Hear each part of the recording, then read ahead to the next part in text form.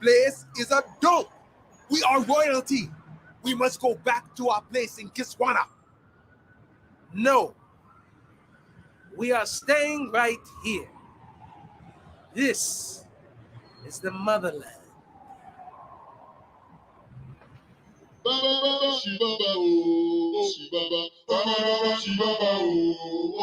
Yeah, here we go.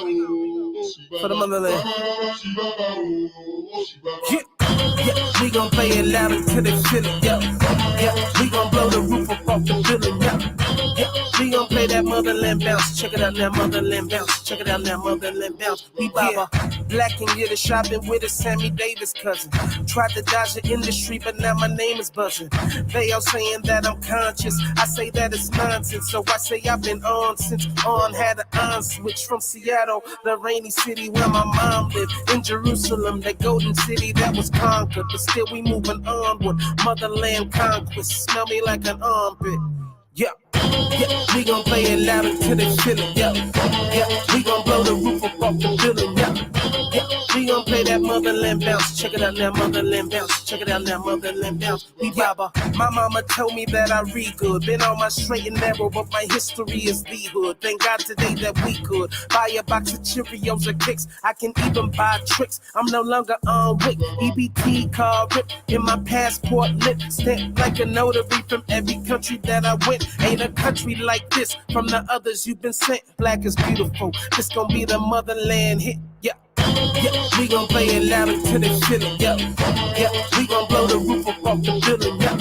Yeah, we gon' play that motherland bounce. Check it out now, motherland bounce. Check it out now, motherland bounce. We baba, yeah, yeah, bounce, yeah, yeah, yeah, bounce, yeah, yeah, yeah, we bounce, yeah, yeah, yeah, yeah.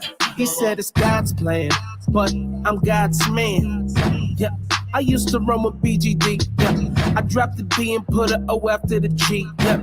6 points, still big up King B. In the synagogue, camouflage, but I can't wipe the skin off. I'm proud of it, it's loud a bit, but I'm not trying to crisscross. I done made it this far, hold it all in my heart. I hold my breath and brace myself when they take their socks off. Ain't no monkey business, cause ain't no monkeys in here. I know what you've been thinking, the black Abe Lincoln. Just wanted you to be aware. Signing off as Mr. Black, Hitler's worst nightmare, yeah. Yeah, we gon' play it loud until they feel it, yeah. Yeah, we gon' blow the roof up off the building, yeah. Yeah, we gon' play that motherland bounce. Check it out now, motherland bounce. Check it out now, motherland bounce. We baba. Yeah, we gon' play it loud until they feel it, yeah. Yeah, we gon' blow the roof up off the building, yeah. Yeah, we gon' play that motherland bounce. Check it out now, motherland bounce. Check it out now, motherland bounce. We baba. You gotta take your hat off, man. Another one? Got to take your hat off, brother. I can't cut your hair. Tell y'all ain't from around here. You need to leave them chains here. You ain't gonna make it up the block. Okay.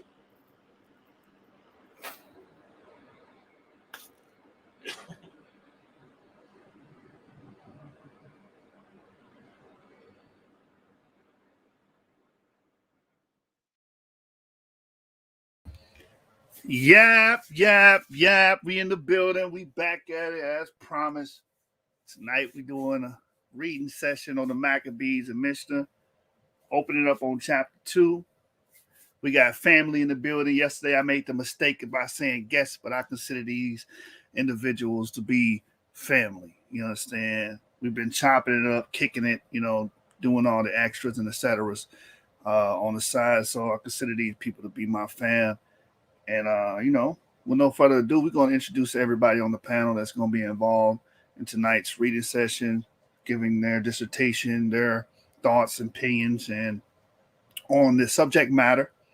So with no further ado, we got our brother Sean. Our brother Sean, go ahead and let the people know who you are.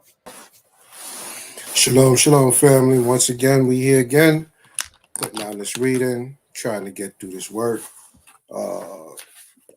Just giving people understanding,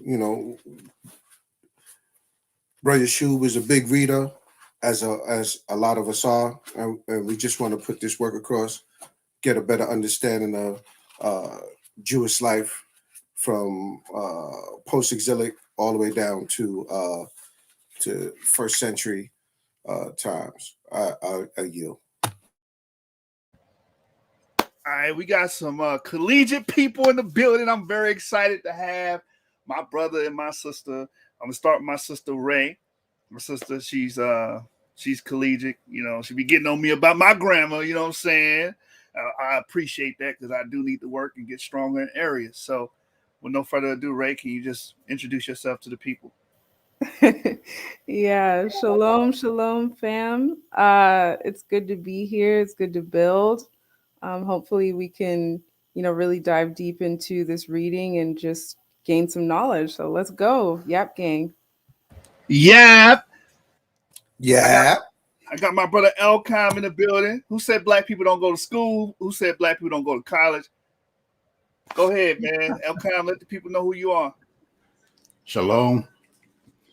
I'm here to help get this knowledge out, read, contribute where I can. I've been following your work for some time, Yeshua. I appreciate what you do. Keep up the good work. Yeah. And we got our brother Rue, man. This brother right here, very inspirational brother in my eyes and my view. This brother knows a lot about Ashkenazi Jewish tradition as a whole. So it's so apropos to have him on the channel and discuss Maccabees to the Mishnah. So, with no further ado, Rue, can you introduce yourself to the people? Let's get it. Yeah, what's up? It's Yap gang till I die. Even if I don't have Yap, still gotta rep that. I've been researching and practicing Judaism and Jewish history for the last couple of years, and going in to get my degree in this field, so I can take that back to my neighborhood, take that back to my people. I'm glad to be here to contribute. Thanks for having me. Yap gang in the building. So we here, you know what I'm saying? We pro literacy here on the channel, The Source, and we about information. That's why we got our name, The Source. So we're going to do what the others fail to do. And we're going to go straight to the source and read from it. Tonight, you guys did not follow the episode that happened the night before, I believe, or it might have been Wednesday. It's a continuation.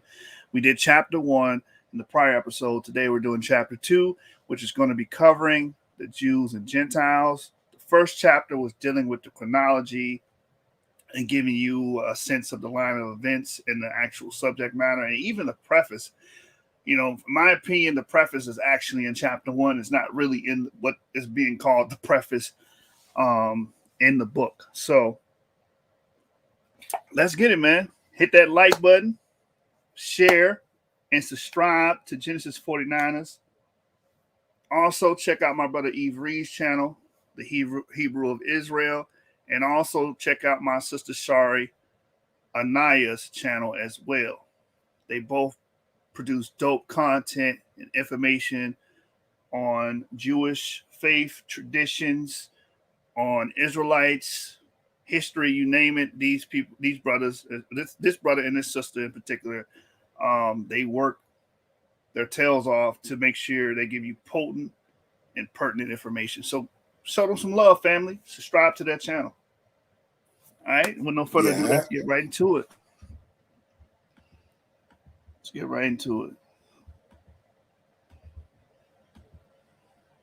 And if anybody on the panel wants to stop me at any time, you see something you want to bring forth, bring out, or expand on, or give commentary on, just let me know, and we'll go from there. So this is from the Maccabees to the Mishnah, 3rd edition, page 36, chapter 2. Jews and Gentiles. The relationship of Jews and Judaism to Gentiles and Gentile culture is a complex topic that consists of 3 distinct but interrelated themes. Political, to what extent should the Jews submit to foreign domination? Cultural, to what extent should the Jews absorb Gentile ideas and practices? And social, to what extent should Jews mingle and interact with Gentiles? I shall examine each of these separately. beginning with the simplest, the political. Political, Gentile domination.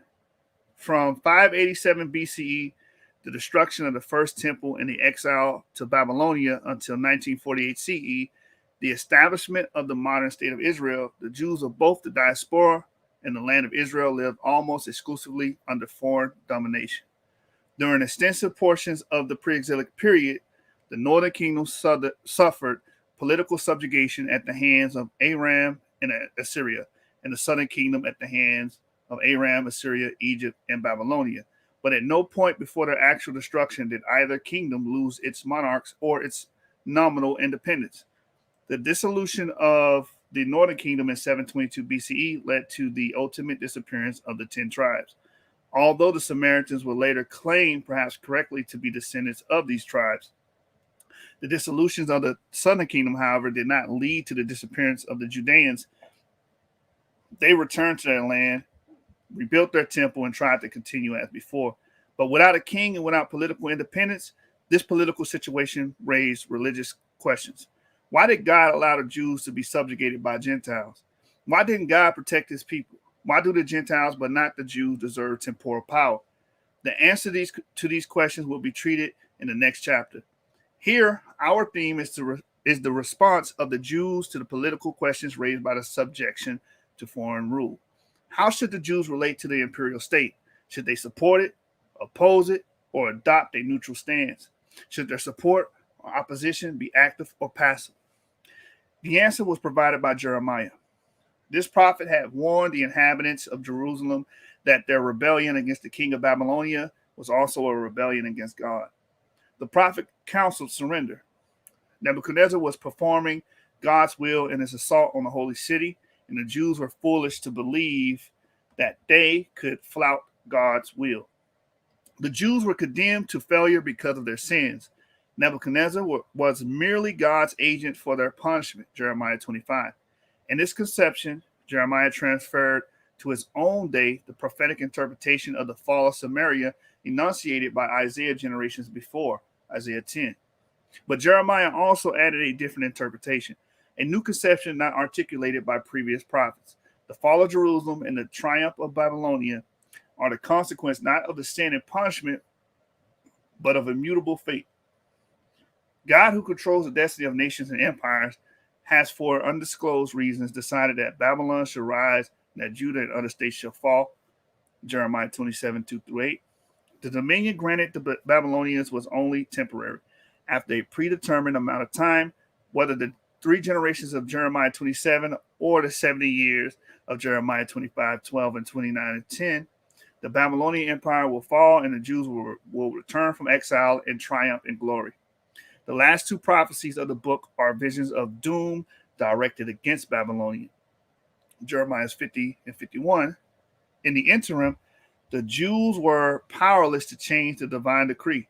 Let them support their conquerors and pray for the welfare of the countries in which they live, Jeremiah 29, verses 5-7. How much of this was enunciated by Jeremiah during the dark days of the 590s and 580s BCE? And how much was added by later disciples and editors is not easy to determine. But whatever their origin, these ideas had an enormous impact on subsequent Jewish thought and practice. When the author of Daniel sought to understand the meaning of the desecration of the temple by Antiochus Epiphanes in 167 BCE, he turned to the prophecies of Jeremiah, especially the prophecy concerning the period of 70 years, Daniel 9 and 2. When the author of the Apocalypse of Baruch, Josephus, and the rabbis sought to understand the meaning of the destruction of the Second Temple by the Romans, they too turned to Jeremiah. Germanic influence is particularly noticeable in the Apocalypses. These texts, beginning with Daniel, regularly combine the 2 basic elements of the political theology of Jeremiah. The Gentiles rule the Jews to punish them for their sins. The Gentiles will continue to rule the Jews until the immutable sequence of empires has run its course and the predetermined day of the destruction has arrived. Is someone trying to speak? Somebody got their mic open because they're trying to speak, or no? No, that was me. Pardon me, bro. All right. The book is in the title, Amaziah Josiah. Maccabees to the Mishnah is the book. And if you look at the top portion of the window, you can see the book's title. All right, let's get back into the reading. It states here, the prophecies of Jeremiah also provide the ideological context for the political behavior of the Jews in antiquity, and indeed of medieval and modern times as well. When Cyrus the Great of Persia conquered Babylonia in 539 BCE and issued his edict permitting the Jews to return home and rebuild their temple, Ezra 1 through 4, many Jews chose to remain in Babylonia. They had adjusted to life there and were prepared to remain there until God would redeem them. The Jews who returned or who were preparing to return to the land of Israel were reassured by an anonymous prophet that an emancipation proclamation issued by a Gentile king was precisely the redemption forecast by Jeremiah. Isaiah 45, 1 through 13, C2, Ezra 1 and 1. Of all the nations exiled from their lands by the Assyrians and the Babylonians, only the Jews returned to their homeland to rebuild their ancestral temple. For these Jews, the redemption promised by Jeremiah was to consist of reparation and repatriation and the renewal of the temple code. Perhaps many of them also hoped for a restoration of kingship and political independence, but they were to be disappointed. The Jews who stayed behind in Babylonia, like all the Jews of the diaspora communities that would flourish during the subsequent centuries, were willing to forego even their temple and their land. For both communities then, complete redemption would need to await the promised day of the Lord. In the meantime, they supported the state. For more than 1,000 years, the Jews of antiquity lived under the rule of the Persians, the Hellenistic kingdoms of Egypt and Syria, the Romans and their Christian continuators, and the Parthians and Sasanians. They seldom rebelled, even when provoked. The best illustration of this attitude is the history of the Jews during the reign of Caligula, 37 to 41 CE. In Alexandria, a mob let loose by the Roman governor destroyed Jewish homes and property and threatened the political existence of the Jews of the city. Rather than rebel against the state, however, the Jews sent a delegation to the emperor requesting that he listen to their grievances. While these events were taking place, the governor of Syria, acting on Caligula's instructions, was attempting to erect a statue of the emperor in the Jerusalem temple. Faced with the possibility that the temple might be desecrated, the Jews of Judea threatened to have themselves massacred en masse by the soldiers. The stated goal of these Jews was not the elimination of Roman rule, but its amelioration. Ancient Jewish history provides numerous other instances of appeals to the imperial power for the adjudication of some dispute of the bequest of some favor. The early Christians adopted the same stance toward the state, Romans 13, 1 through 7.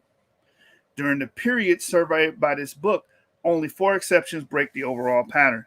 The revolt of Maccabees against Antiochus Epiphanes, 167 through 164 BCE, the 2 major rebellions of the Jews of Judea against the Romans, the first in 66 to 73 or 74 CE, the second in 132 to 135 CE, and the rebellion of the Jews of Egypt, Cyrene, and Cyprus against Roman rule in 115 to 117 CE. I shall examine each of these separately. The Maccabean Rebellion. The Maccabean Rebellion began as a struggle for religious liberty. King Antiochus IV, Epiphanes, or a group of Jews acting under his authority, desecrated the temple by erecting in the sacred precincts a cult object or an altar of a foreign god, and he tried to compel the Jews to abandon their traditional religious practices, circumcision, Sabbath, abstention from pork, etc. The goal of the king and his supporters was to remove the features of Judaism that made it different from other religions of the world. The religious persecution that accompanied this forced Hellenization on this term, see below, provoked Judah, the Maccabee, and his followers to rebel against the state. This was the Jews' first departure from the Germanic political tradition, and it was prompted by the state's first departure from a policy of religious toleration. In antiquity, religious persecution was something of a rarity. The polytheistic and polyethnic empires of both Mesopotamia and the Mediterranean basin tolerated religious and cultic diversity. As long as the peace was maintained and the taxes were paid, the state did not care much about the religious life of its citizens. What provoked the persecution of Epiphanes remains an enigma in spite of intense study by many scholars, but a persecution there was, and the war that it sparked is history's first recorded struggle for religious liberty. At some point during the struggle, the goals of Judah and his party changed. He was no longer fighting just for religious liberty, but also for political independence. He and his brothers after him sought to make Judea free and independent under the rule of a new dynasty, that of the Maccabees themselves. Even after they regained the temple and put an end to the persecutions, 164 BCE, they did not cease their struggle. Some Jews supported them in the first phase of the war, but abandoned them during the second and third phases. They were prepared to fight against their rulers for the sake of religious freedom, but they were not prepared to support the dynastic pretensions of the Maccabees and to create an independent state. Indeed, the state and the dynasty that the Maccabees created never succeeded in garnering the support of all the Jews. Social factors played an important role in this war as well. Mattathias, the patriarch of the clan, and his son Judah the Maccabee were country priests who drew the bulk of their support from the countryside and fought against the well-to-do priests of Jerusalem. The Maccabees expelled or killed many of the old guard and advanced new men like themselves to become a new aristocracy. So that's the Maccabean period. Does anybody want to touch on that? Rudy, you got anything about the countryside statement and the Maccabees fighting against the well-to-do priests? Is my brother Rue there? Yeah, I'm just catching up. Now, in that period, there was, I'm trying to think of something specific. There was actually a lot of infighting in that time. A lot of people hated the Hasmoneans. They hated the fact that they were well-to-do. They had pretty much taken over the entire political establishment. They were working with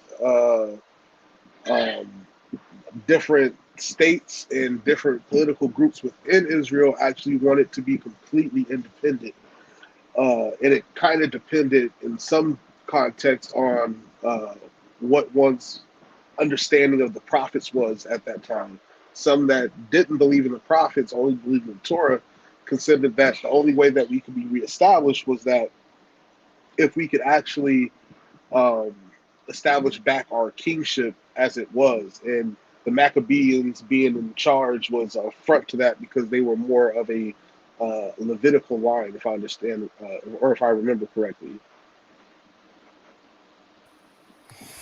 Yeah, I'd like to add to that also as well. So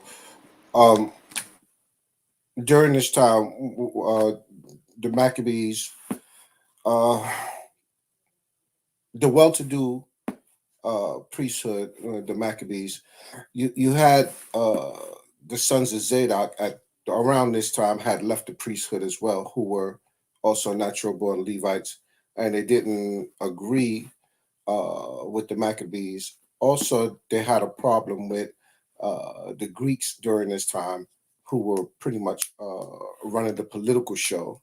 So you had a lot of infighting, just like Ru just said, and different factions wanting to control the temple because of all that the temple had been through from pre-exilic time up until post-exilic time.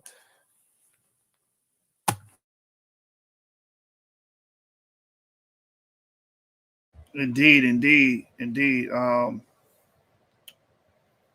When you read the book of Maccabees, there's a priest that pretty much tries to pretty much marry the idea of becoming Grecian or becoming Hellenized. And the Maccabees during this period of time, they were fighting against those type of priests, the priests that could be bought by the powers that be, by the effects of Antiochus and his cohorts. So they were not only fighting against external forces, they were fighting against internal forces as well, because you had a group of priests that had bought their way into the priesthood or were selected by the Greeks, that were trying to really push Hellenization, Greek practices, Greek culture, and language on the natives. And the Maccabees were not having that. So let that be noted. All right, so let's get back to the reading. The rebellion against the Romans, 66 through 74 CE. The War of 66 through 74 is similar in many ways to the rebellion of the Maccabees, but also very different. The revolutionaries were who fomented this war and saw it to its catastrophic conclusion consisted of diverse groups, each with its own leaders, history, and ideology. Some hailed from the countryside, others from the city of Jerusalem. Some were priests, others lay people. Some were wealthy, others poor. Some had socialist or utopian goals and spent most of their energy in attacking the rich and hereditary aristocracy. Others, notably some of the priests, fought to maintain and expand their traditional prerogatives and power. Yet others were motivated by an intense hatred of the Romans and a desire to rid the Holy Land of foreign contagion. Many of the revolutionaries believed that the Messiah would soon come to redeem Israel, and that all the Jews had to do was to get the ball rolling. God and the angelic hosts would do the rest. We may assume that the messianic theories motivating the revolutionaries were as numerous and diverse as the revolutionaries themselves. The Zealots and the Sicarii are the best known of these groups, but there were many others. One of the major reasons the Jews lost the war is that they were unable to mount a united front against the Romans. That's interesting. That's very interesting. This is real quick sidebar. This is something we struggle with as African American people here. I just want to put that out there. We do have examples that we could have been helped out by those who stayed behind in Babylon. Also, they could have convinced some of those people to come back with them. They would have had more forces behind them. Right. Khan, but a lot of those brothers and a lot of those Israelites got so comfortable with the living in Babylon that they didn't want to leave. Right, their business was good. Yeah, there's a book with all of their records and their transactions and how they were living. They were living pretty well. They were well off in Babylonia. So those are great points. But the unity thing was killing them here. Like you guys said, it was not a united front against Romans. It was a bunch of different, groups with different ideologies that were fighting for their own causes instead of a united cause. And it led to the downfall. Because we all know the history. We know what happened. Jerusalem got sacked. Then later on, did the Bar Kokhba revolt. Jerusalem and Judea was no longer, and it was renamed Palestinia. And that's the history of it being called Palestine by Emperor Hadrian. So let's continue reading. It says they spent much of their time killing each other rather than the enemy. That's another theme, that, hey, as African American, we understand that this is something that plagues us as well. We spend most of our time fighting each other, infighting, than focusing a concerted effort against people that oppose us. So thus, both the Maccabean Revolution and the War of 66 and 74 are motivated in part by social factors. But the war party of the rebellion against Epiphanes was far more united than the war party rebellion against Nero. The two wars had quite different beginnings and conclusions. The War of 66 to 74 was sparked not by the profanation of the temple in a religious persecution, but by the administrative incompetence of the Roman procurators. by the fighting between the Jews and Gentiles in the cities of Judea and Syria, and by the action of some Jewish hotheads who suspended the temple's sacrifice on behalf of the emperor. The two wars also had very different outcomes. The rebellion of the Maccabees prevented Judaism from becoming just another local variation of Syrian Hellenism and thereby saved it from extinction. The War of 66 to 74 removed the institutional foundations of Judaism, brought tremendous destruction on the land of Israel and its inhabitants, and endangered the status of the Jews throughout the Roman Empire. It threatened the very survival of Judaism. In the eyes of revolutionaries, Roman rule was oppressive and intolerable as that of Epiphanes, but many Jews disagreed with the assessment and participated in the war only in its initial chaotic stages, if at all. For every peasant willing to give up everything to fight the Romans, there was a peasant who did not want to suffer the inevitable disasters inflicted by war. These Jews felt that the Romans had done nothing to justify a departure from the Germanic political tradition. Fighting against the Romans was a foolish at best and sinful at worst. God will redeem Israel by sending the Messiah, and Israel can do nothing to hasten the appointed time. This point of view was advanced by Flavius Josephus in his work, Jewish War, our major source for the history of the war and its antecedents. The same perspective is ascribed by rabbinic literature to Rabban Yohanan ben Zakkai, who is alleged to have left Jerusalem during the siege and to have hailed Vespasian as a man destined to destroy the temple and to become emperor. At his meeting with the soon-to-be emperor, the rabbi quoted from Isaiah 10 and 34, and the Lebanon, equal to temple constructed from cedars of Lebanon, shall fall by a majestic one, equal Vespasian. The rabbi neglected to inform the Roman that the next verse of the prophecy begins with the messianic prediction. A shoot shall come out from the stump of Jesse. Had Vespasian known the Bible of the Jews, he might not have received the rabbi so kindly. The wars of one. You want to add? You got commentary? Yeah, I just want to make sure everybody understand that. You see, the author of the book is jumping back and forth from time of Roman rule and going back into the Maccabean time of the Grecian rule. So, just so you don't get confused, like she's jumping back and forth and just trying to bring correlation to different times. And, it may be that she's trying to show how perpetual some of the curses that we had to go through kept happening subsequently between each of our oppressors over time. I yield. Yeah, and I just want the viewers to know. I believe her name was Shady Cohen. She's writing this book from a purely historical standpoint.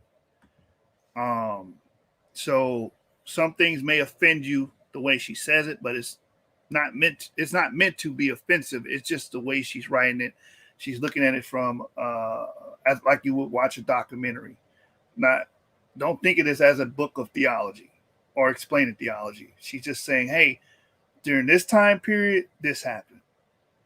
And it followed this epoch. And during this epoch, this happened. This is how this book is written. It's not written to sway anybody's opinion about a religious perspective. Just want that to be known. Let's keep reading. It says here, the wars of 115 to 117 and 132 to 135 CE. The other two exceptions to the Germanic political tradition can be treated briefly, not because they are less important than the wars just discussed, but because their documentation is so poor. In 115 to 117 CE, the Jews of Alexandria, the Egyptian countryside, Cyprus, and Cyrenaica, part of modern-day Libya, fought the Romans. Archaeological evidence proves that this was a major uprising that caused much destruction for both Jew and Gentile. The Jewish community of Alexandria, one of the largest and most important of the ancient world, was dealt a serious blow. The causes of this war are most obscure. Apparently, its root cause was the political tension between Jews and Gentiles in the cities of the Greek East, a tension that had flared up many times in the 1st century CE. Messianic speculations also played an important part. Equally important and only slightly less obscure is the War of 132 to 135. The War of 115 to 117 was a revolt of parts of the Greek diaspora. There is no reliable evidence that the Jews in the land of Israel participated. By contrast, the War of 132 to 135 was a revolt of the land of Israel, or to be more accurate, the district of Judah. Its leader was Simeon Bar Kokhba, or Kosiba, better known as Bar Kokhba, son of a star, the name given to him by those who accepted his messianic status. On his coins, he styled himself Simeon the Prince, Nasi of Israel. One ancient historian says that this war was provoked by Hadrian's decision to rebuild Jerusalem as a pagan city. The coinage of the new city, named Aelia Capitolina, in honor of Hadrian, whose family name was Aelius, and Jupiter, the god of the capital, shows that the city was indeed established before the outbreak of the rebellion. But whether the construction caused the rebellion is a point that cannot be confirmed. Another ancient historian claims that the war was provoked by the prohibition of circumcision. Castration and other mutilation of the male genitalia had been long prohibited by the Romans, but Hadrian extended the prohibition to include circumcision, a step that the Jews found intolerable. Rabbinic literature confirms that during and after the war, the Romans forbade circumcision as well as other Jewish practices, including recitation of the Shema, public study of the Torah, and observance of the Sabbath. But whether this persecution was a cause or consequence of the war is an important point that, again, we cannot determine precisely. In any case, both of these ancient historians agree that this war was provoked by a Roman action against the Jews. In the rabbinic imagination, Hadrian was another Epiphanes, another Gentile ruler who sought to destroy Judaism. But for us, Hadrian's motives, as well as those of Epiphanes, remain obscure. The War of Bar Kokhba was the product of internal factors as well. Modern scholars have highlighted the social and economic stress engendered by the War of 66 to 74 CE. In the wake of that war, the Romans confiscated a great deal of land, leasing or giving it to their supporters and soldiers. This process created a large number of landless poor in Judea, and this group seems to have provided Bar Kokhba the bulk of his support. Another important factor is Bar Kokhba's messianism. Little is known about this either, but the timing of the war is very suggestive. 70 years after the destruction of the first temple, the second temple was built in fulfillment of Jeremiah's prophecy. The Jews had no doubt that the prophecy would be fulfilled again, but 60 years had already elapsed and nothing had happened. By the 130 CE, the Jews must have been very restive as they contemplated the rapid approach of the Septuagintal year. Bar Kokhba was seen by some by his followers as the anointed redeemer who would inaugurate the end by destroying the Romans and rebuilding the temple. In the wake of his defeat, we may imagine that the Jews of the 2nd century CE, no less than Daniel in the 2nd century BCE, contemplating with renewed intensity the opaque words of the prophet from Anatote. All right. If y'all guys have any commentary, anything you want to add to that, you speak now. If not, we can continue. Going once, twice, thrice. Summary. I end this survey where I began, with Jeremiah. In spite of these 4 exceptions, the basic political stance of the Jews of both the land of Israel and the diaspora was not rebellion, but accommodation. The Jews must support the state until God sees fit to redeem them. This was the counsel of Jeremiah in the 6th century BCE, of Josephus in the 1st century CE, and the rabbis of the 2nd through the 20th century CE. I want to make commentary on this because I feel like that's what we have to do here in America. I know a lot of Israelites disagree with me, but we still, like it says in Jeremiah, the 29th chapter, we still have to build houses, plant vineyards, support our families, create a system within the system, if you will, where we can still sustain ourselves and survive while we're here. And That's no different than the Jews of yesterday. They felt the same way, as we mentioned Jeremiah. Also, we see Josephus mentioning it, and then also within the Mishnah and Mishnaic writings as well. Continuing in the reading, it says, this advice was accepted by the masses of the Jews throughout antiquity. The only principal rejection of it was by the Sakari and assorted other groups in the first century. Their actions contributed mightily to the war of 66 to 74, but as we have seen, that war was caused by many different factors and was joined by many different groups. The revolt of the Maccabees and the rebellion of Bar Kokhba were caused, at least in part, by the hostile actions of the ruling power. Even Jeremiah might have approved. Cultural Judaism and Hellenism. From biblical unto modern times, Jews have seen themselves and have been seen by others as a distinct group. The world consists of Jews and Gentiles, the nations. God chose the Jews among all the nations and made them his people. God chose the Jews among all the nations and made them his people. They only possessed the Torah and the quality of holiness. God placed the sun, moon, and stars in the heavens for the nations to worship. But the Israelites are permitted to worship only the true God alone. Deuteronomy 4. Between the us of Judaism and the them of polytheism was a boundary that separated the holy from the profane. The precise contours of this boundary were never very clear, but one of the characteristic themes of Jewish thought throughout the ages is this sense of contrast between us and them, between Jew and Gentile, between the ideas of Judaism and the ideas of the Gentile world, whether polytheism, Christianity, or Islam. The Greeks drew a similar distinction between Hellenes, the bearers of enlightened culture, and barbarians, the members of foreign nations. And the demarcation between Jew and Gentile is analogous to that between Hellen and barbarian. A barbarian becomes a Hellen by adopting Greek language and culture, and a Gentile becomes a Jew by adopting Jewish manners and beliefs. Both Hellenism and Judaism are supranational cultural systems that transcend birth. The analogy ceases at the point where the Jews insist that a Gentile converting to Judaism deny the gods and affirm exclusive loyalty to the God of the Jews.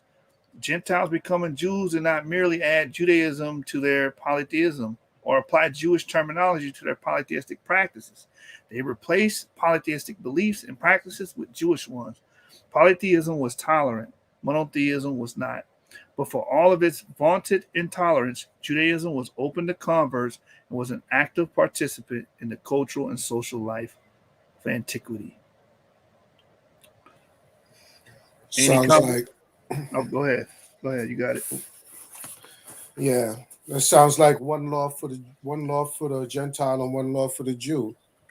You know, once you come under this walk, you know, whether you're Jew or Gentile, there's a certain manner in which you're supposed to conduct yourself. There's a certain law that you're supposed to follow.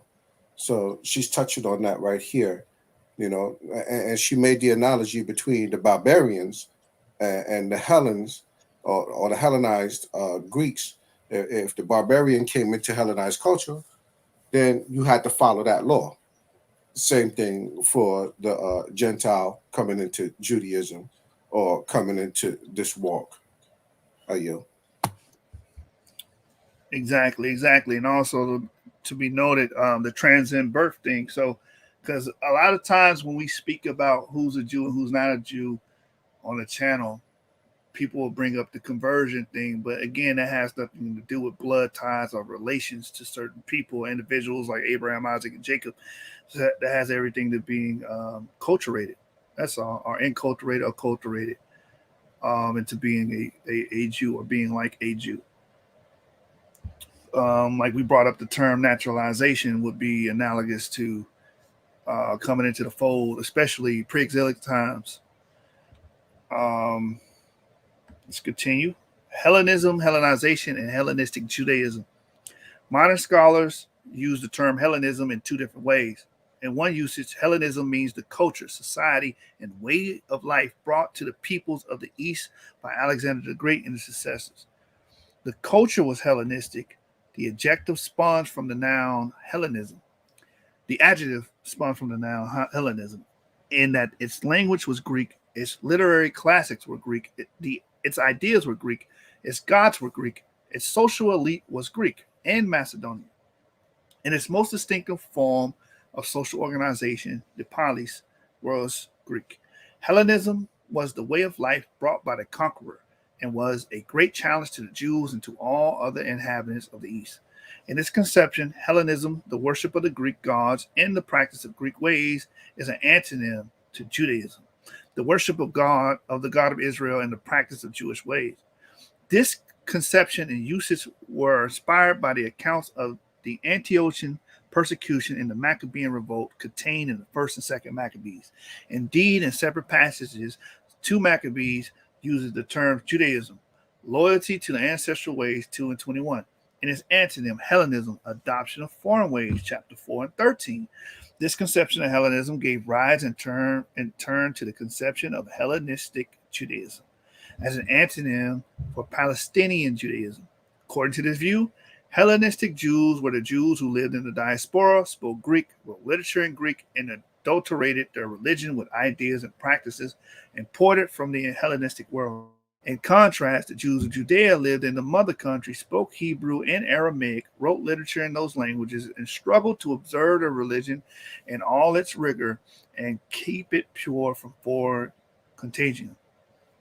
This conception was inspired by the figure of Paul of Tarsus, who seemed to represent the urbane and cosmopolitan that is not law observant Jew of the diaspora, in contrast to the Orthodox and legalistic Jews of Judea. New Testament passages like Acts 6:1, which speaks to the tension between the Hebrews and the Hellenists in the early church, contributed to this conception as well. Many scholars have argued that this interpretive stance does not do justice to the complexities of either Hellenism or Judaism. Whether it was that Alexander the Great tried to achieve, and whatever the purity of Hellenism that he brought with him from Macedon within a very short time after his death, all of the cultures of the East began to contribute to the new creation we call Hellenism. Hellenistic culture was not merely a debased version of the culture of classical Athens. Its substrate was Greek. Its language of expression was Greek. Its social elites were Greek, Macedonian. But it absorbed ideas and practices from all the cultures which it came into contact, thereby assuming many and diverse forms. The natives adopted the ways of the Greeks, and the Greeks adopted the ways of the natives, and the results of these two processes may be called Hellenism. In the Egyptian countryside, the peasants expressed their traditional hopes and prayers in Greek, even as the Ptolemies adopted the royal ideology of the ancient pharaohs in order to bolster their command over their subjects. Some of the new polis or cities were bastions of high culture and Hellenism, but more often than not, the Hellenism that reached the marketplace or the farm was a mixture of traditional and novel elements. The ancestral gods were given Greek names, traditional ideas were dressed in Greek garb, and so on. The culture of the East were too powerful and too attractive to lose their grip on their adherents. I want to say something real quick. This is just in my mind right now. I just have to bring it out. Can we say that the modern image, like when you go watch the movie Son of God and The Passion of Christ, and you look at these images painted by Michelangelo, can you say that these images are the victims of Hellenism as well? For instance, or for example, you have Jesus being depicted in a toga. Now we know a toga is a Greco-Roman garb. We see him dressed as a Roman. We see him depicted as a Roman or a Greco-Roman, if you will, because he doesn't look like an ancient Israelite or an ancient Hebrew in a lot of the modern paintings. So can we say that what we call, like what we see in Son of God and Passion of Christ and a lot of these pamphlets given by Seventh-day Adventists and Mormons and so on and so forth, as depiction of Christ and the disciples, Last Supper, etc., also an effect or a victim of Hellenization. Anybody want to speak on that? Yeah, I would have to agree with that because we're talking what? So 365 around that time, BC, Mm-hmm. the Greeks took over. We're talking all the way into the time of Christ, 300 and let's just call it 350 years to the year zero. We're talking about a people who was subjugated. We're talking about a people who was infighting all of this time. They're infighting. I'm talking about the Israelites. They're infighting. We're talking about people mixing. We're talking about different cultures coming in and being a part of the faith and bringing their own old practices into this. There's so much going on here that you start to see how this diverse uh, population of people could take on so many of Grecian ways. It's no different than today when you look at in America. It's been 400 years. 400 years. So you compare 350 years uh, of uh,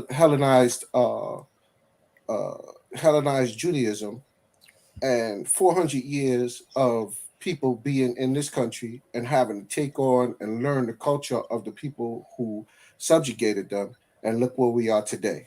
It would be no different. You're going to have your boule niggas. You're going to have your uh, people, you're downtrodden. You're going to have your woke. You're going to have everything that you see in society today going on at this same time. Are you?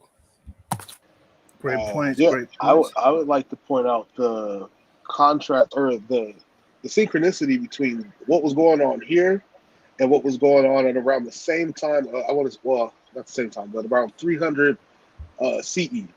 So between 300 and 400 CE, you have the rise of like a new form of Christianity, which was this Hellenized Roman Catholic form of Christianity, where they were synchronizing their holidays and their practices with the cultures around them.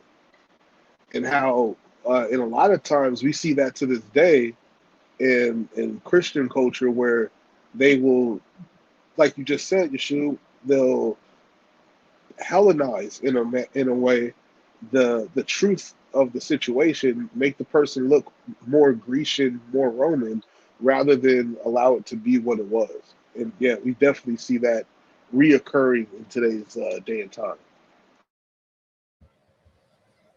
Indeed, indeed, indeed. Great points, fellas. Great points. All right, so let's get back into the reading. I believe we left off here. The cultures of the East were too powerful and too attractive to lose their grip on their adherents. Through intermarriage with local women and through veneration of the local gods, the Greeks in turn often lost much of their Greekness. When used as a descriptive epithet for the culture of the world from Alexander the Great to the 1st century BCE or CE, Hellenism ought to mean not Greek culture, but the amalgamation of various cultures. In this conception, Judaism and Hellenism are not antonyms, since by definition, Judaism was part of Hellenism and Hellenism was part of Judaism. This approach tries to get beyond the rhetoric of the Jews of antiquity. If various Jews of antiquity saw Judaism and Hellenism as antithetical, that hardly means that these entities were antithetical. Several church fathers expressed a similar hostility towards Hellenism even after the triumph of the church over polytheism. In a vision, Jerome was warned that he was spending too much time in Cicero and not enough on sacred scripture. Statements like these advance the claim that Christianity is the exclusive source of the truth and has no need for classical culture. But we would err badly if we deduce from these texts that Jerome and the other fathers who make similar pronouncements viewed classical culture as antithetical to Christianity. Similarly, we cannot deduce from the Maccabean and rabbinic ideology and rhetoric the real relationship of Judaism to Hellenism, nor can we generalize from Paul, that very unusual Jew. This conception of Hellenism implies a definition of Hellenistic Judaism. All that the varieties of Judaism in the Hellenistic period of both diaspora and the land of Israel were Hellenized. That is, were integral parts of the culture of the ancient world. Some varieties were more Hellenized than others. That is, some were in more intense contact with non-Jews than were others. But none was an island unto itself. It is a mistake to imagine that the land of Judea preserved a pure form of Judaism and that the diaspora was the home of adulterated or diluted forms of Judaism. The term Hellenistic Judaism makes sense then only as a chronological indicator for the period from Alexander the Great to the Maccabees, or perhaps to the Roman conquest of the 1st century BCE. Since I find the second approach far more convincing than the first, I shall avoid the term Hellenistic Judaism for the rest of the book. As we shall see, valid distinctions can be drawn between the Judaism of diaspora and that of Judea, between the Judaism of Greek-speaking Jews and that of Hebrew and Aramaic-speaking Jews. These distinctions, however, are not between Hellenistic Judaism and non-Hellenistic Judaism. They are variations within the Hellenized Judaism of antiquity. Judaism and Hellenistic culture.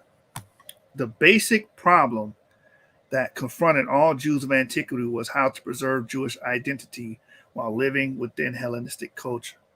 How could they balance the conflicting claims of universalism and particularism, the desire to be part of the larger world and the desire to be separate and distinct?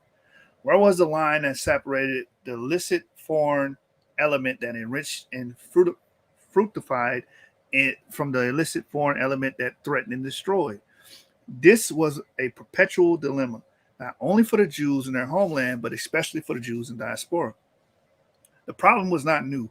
Even in pre-exilic times, the Israelites had to determine the extent to which they could draw on the riches of the cultures among which they lived. King Solomon built the temple of God with the aid of the Phoenicians architects and on the standard plan of the Syrian temples, 1 Kings 5-7. The psalmist modeled some of his poems on Canaanite hymns to Baal, Psalms 29, and the Egyptian hymns to Aton, Psalms 104. The author of Proverbs drew upon the wisdoms of Menatep, Proverbs 22:17 to 23:11. When the Israelites began to worship Baal alongside their own God and to incorporate Canaanite practices into their religion, however, the prophets objected vociferously. Complicating all these issues was the political setting. The lack of political autonomy increased the need for the erection of clear boundaries that would safeguard the group's identity.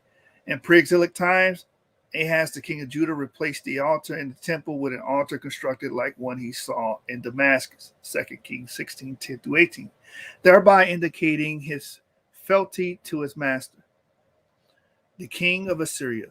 Political subjugation brought in its wake enormous pressure to conform the ways of the conqueror, even if the conqueror did not actually initiate a persecution. In the Second Temple period, the integration of the Jews in the Hellenistic world manifested itself in three areas: material culture, language, and philosophy, and the way of life. I shall consider each of these separately. Material culture. The pottery, clothing, art, architecture, and the myriad of other details that constituted the realia of Jewish life were all standard Hellenistic types of variations on them. That this was the case in the Greco-Roman diaspora should occasion no surprise, but it was also the case in Judea. Cities were built on the Greek pattern. The elders no longer sat at the gate as in pre-exilic times, but in the agora or central plaza of the city, an architectural feature unknown to the Hebrew Bible. All of the Herod the Great's building projects, including the reconstruction of the temple in Jerusalem, were in Hellenistic style of the Near East. And this fact is not to be attributed to the idiosyncrasy of one mad ruler. Josephus remarks that the buildings of one Galilean village closely resembled those of Tyre, Sidon, and Beirut. All the coins issued by the Jews from the Maccabees to the Herodian kings to the revolutionaries of 66 to 70 CE were minted on the Tyrian standard, which was widespread throughout the Hellenistic East. Language. The essence of Hellenization, of course, is the Greek language. The root meaning of the verb to Hellenize is to speak Greek, or to speak Greek properly. In the diaspora, the triumph of the Greek language was complete. Hebrew was virtually unknown to the Egyptian Jewry. Even Philo, certainly the most learned and literate Jew, produced the Jewish community of Alexandria, was no Hebraeus. In all likelihood, his knowledge of Hebrew did not extend beyond select words and phrases of the Torah. Elsewhere in the diaspora, the situation was the same. Virtually all the inscriptions engraved by diaspora Jewry, from Egypt to Rome to Asia Minor, were in Greek. In Rome, a few were in Latin, and a few epitaphs append the Hebrew word shalom, but again, there is no sign that Jews of these places spoke or knew any Semitic language. The earliest literary work produced by diaspora Jewry was a translation of the Torah into Greek, known as the Septuagint, 3rd century BCE.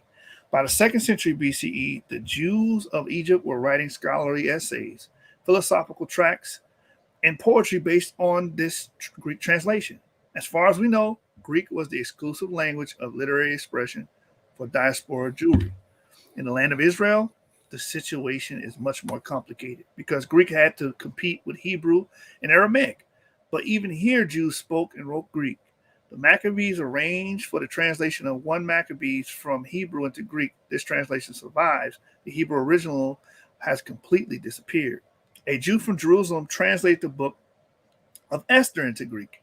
The Wisdom of Ben Sirah, a work written in Hebrew by a sage around 200 BCE, was translated into Greek by the author's grandson. By the 1st century CE, if not before, Judean authors like Josephus in his archival Justice of Tiberius were writing original compositions in Greek. Greek documents have been found at Qumran and constitute a large part of a private family archive that was discovered in the Judean desert and dates from the first quarter of the 2nd century CE. The Babata archive. Bar Kokhba wrote some of his letters in Greek. In the burial caves of Beth Sharim and Lower Galilee, which were in use during the 3rd and 4th century CE, most of the epitaphs are in Greek, although most of the inscriptions of contemporary synagogues are in Hebrew and Aramaic. Even in rabbinic circles, the Greek language had an enormous impact. This evidenced not only by the thousands of Greek and Latin words in the rabbinic lexicon, and by the fact that in the synagogue of Caesarea in rabbinic times, the Shema was recited in Greek, but also by the fact that some rabbinic Jews needed a Greek translation of the Bible that was more faithful to the Hebrew text than was the Septuagint. According to both Christian and rabbinic legend, a convert to Judaism named Aquila translated the Bible anew into Greek under rabbinic aegis, his goal being a faithful word-for-word translation. Whether there is any truth to this legend is hard to establish, but the important point is that the translation attributed to Aquila is a revision of the Septuagint in the direction of emerging newly standardized Hebrew text. Qumran fragments show that the revisions in this direction were being done already in the 1st century CE, demonstrating the existence in Judea of a group of Jews who needed a Greek translation of the Bible, but a translation that would be closer to the Hebrew original than that produced by diaspora Jewry. The Greek language then had an enormous impact in Judea during both Second Temple and Rabbinic times. As far as we know, however, Hebrew remained the primary language of literary expression. The Qumran scrolls demonstrate that Hebrew was the original language of most of the works written in Judea between the period of the Maccabees and the destruction of the temple in 70 CE. The same pattern continued into rabbinic times.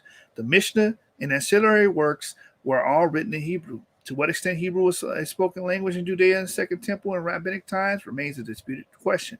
It is likely that many of the people used Aramaic. As a result of the influence of the Arameans, knowledge of the Aramaic language became widespread among the political elite of Judea, even in pre-exilic times, 2 Kings 18:26. By the 4th or 3rd century BCE, it became a literary language for the Jews. Daniel 2-7, Tobit, and Enoch were written in Aramaic, and would so remain until the Middle Ages. By the 1st century BCE, it was used for the translation and paraphrase of Scripture. In rabbinic times, from the 3rd century CE and onward, the land of Israel and Babylonia, Aramaic was the language of both scholars and boors. It was used for the Bible translation and legal discussions, synagogue homilies and prayers, popular storytelling, and magical incantations. The survival and later efflorescence of Hebrew and Aramaic are sometimes taken as proof that the Jews of Judea, both before and after the 70 CE, resisted the world of Greek culture. There is some truth to this generalization, but we must avoid both simplification and exaggeration. Language certainly is a critical part of human identity. The fact that some Jews continue to use a Semitic language hardly proves that they sought to separate themselves from culture of the world around them. The Jews were not the only people in the Near East to preserve their ancestral language. The centuries that witnessed the height of rabbinic creativity also witnessed the birth of Armenian, Coptic, and Syriac literatures, all of which were heavily imbued with Greek ideas. By the Byzantine period, knowledge of the Greek language was no longer a necessary criterion for Hellenization. Philosophy and way of life. All the Jews of antiquity were Hellenized to some degree. All shared in the material culture of the larger world, and all were exposed to the Greek language. But usually the term Hellenization involves more than just pots, pans, and language. It also involves a way of thought and a way of life. To what extent did the Jews of antiquity adopt and adapt the ideas and practices of the world around them? How did they reconcile the truths of their tradition with the truths of contemporary culture? Some Jews in both Israel and diaspora sought to obliterate all distinctions between themselves and the Gentiles. These Jews are usually called apostates, rebels. Their reasons were diverse. Some hoping to make a career in the civil service felt that Judaism was an obstacle to their path. The most spectacular example of this type is Tiberius Julius Alexander, the nephew of the philosopher Philo, who abandoned his Judaism for the sake of a government career. He succeeded brilliantly. He was in turn procurator of Judea, prefect of Alexandria, and a member of Titus' general's staff during the siege of Jerusalem.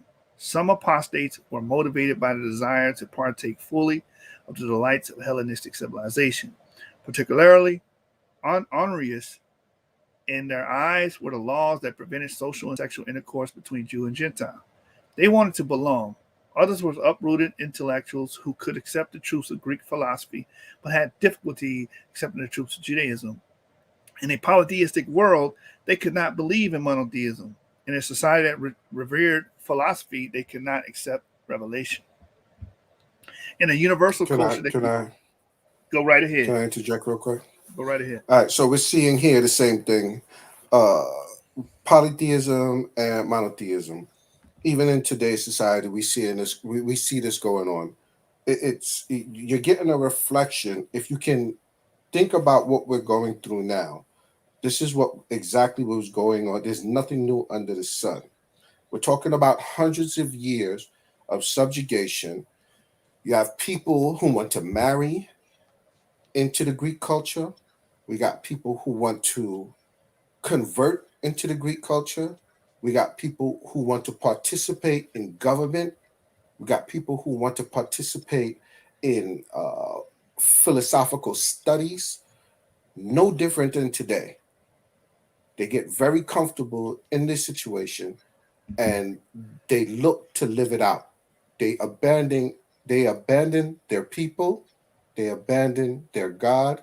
They abandon everything that is quintessential to be in Israel, to partake in the practices of those who subjugate them. I yield. Facts. It says here, and in a universal culture, they cannot abide distinctiveness. These three categories of apostasy are not mutually exclusive. Sometimes it is hard to determine precisely which motives were operative in any given case. Indeed, sometimes it's hard to determine whether the term apostate is appropriate at all. During the reign of Antiochus Epiphanes, a group of Jews known to modern scholarship as the extreme Hellenizers tried to remove the distinctive characteristics of Judaism in order to make it indistinguishable from other forms of Semitic Hellenistic polytheism. Their program was to go and make a covenant with the Gentiles around us, for since we separated from them, many disasters have come upon us. First Maccabees 1:11. Whether they were motivated primarily by social, economic, political, or religious desires is difficult to determine. The supporters of the Maccabees had no doubt, however, that these Jews, whatever their motivations were, sinners and rebels. But it's likely that these Jews, who included many priests, high priests, and aristocrats, were not attempting to destroy Judaism, but to reform it. 2 centuries later in Alexandria, Philo described a group of extreme allegorists who argued that the laws of Torah, including the laws of circumcision, Sabbath, and forbidden foods, were meant to be observed not literally, but allegorically, an interpretation that will find its way into some elements of early Christianity. Now, you know I got to stop there and make a commentary on that, because this is... Hey, yo, Sean, bro. Yeah. This is a major contention with those that follow modern Christianity. They say that we're not supposed to literally keep the law, statutes, and commandments. The letter is dead. That's all done away with. Christ fulfilled the law. And we see that this is something that existed during Philo's time. And they're calling them extreme allegorists. Yes. So now we got a name for the apologetic community.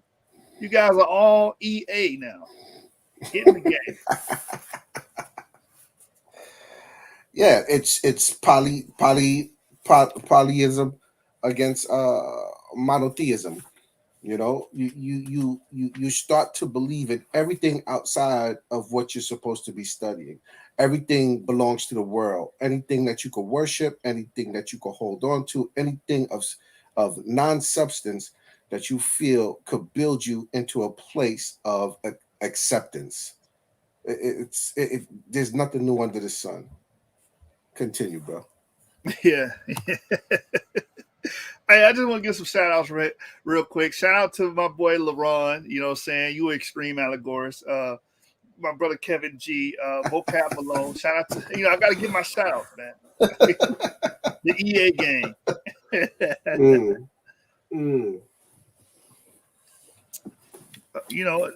They're not Christian apologists. They're Christian allegorists. Okay? Yeah. It says here, these Jews obviously believed that they were remaining loyal to the Torah. All the while, they were not observing its laws in the normally accepted fashion. But Philo castigates them like the extreme Hellenizers. They too were trying to remove the distinctive characteristics of Judaism. And real quick, I just have to say this again, that the UACA, whatever you want to call them, I'm calling them the EA community, is doing exactly this. So like the brother said, there's nothing new under the sun. I mean, this is exactly what they're saying. They're claiming they're loyal to the Bible, they're loyal to the Torah, and they follow it. But at the same time, they deny it and try to make it allegory. Acts 10 is we read Acts 10, and that makes it where we can break the dietary laws now, so we can see that this same thing, the same mode of thinking and ideology existed then. I mean, yeah, we could believe. Go ahead, sis. I'm sorry. Oh, yeah, I'm just going to say this real quick. Thank you, Sean. What I see is like the effects of Hellenization, as we've covered like earlier, and it caused these, this particular group of Jews to want to assimilate so heavily that, they're willing to give away the distinctive parts of their culture. And like we saw right there, they became members of the EA gang, they became allegorists. And, we see that spirit today in Christianity. And in the next sentence you read, I felt like was just so telling, and it's condemning in a way, because it really exposes the hearts of a lot of these allegorist Christians, where they do believe that they are keeping the law, they do believe that they're doing the right thing, but they're not even practicing. They don't even know the foundation.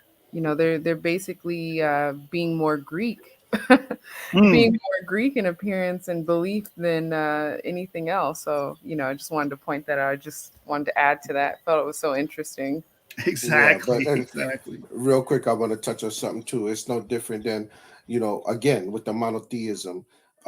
We see people today in the Israelite community, even though they don't know that they're Israelites, and some of them may not be. They might be Gentiles, but we watch them. They go into, they take on Greek culture. They go away to college. They join sororities. There's 9 different sororities and fraternities, and each one of them is held under a specific Greek god. So this is the monotheism and polytheism. It hasn't changed. We're still following the same structure because we're living under a Greco-Roman construct from politics, religion, everything. Or everything is the same. We're still living under that construct. I yield.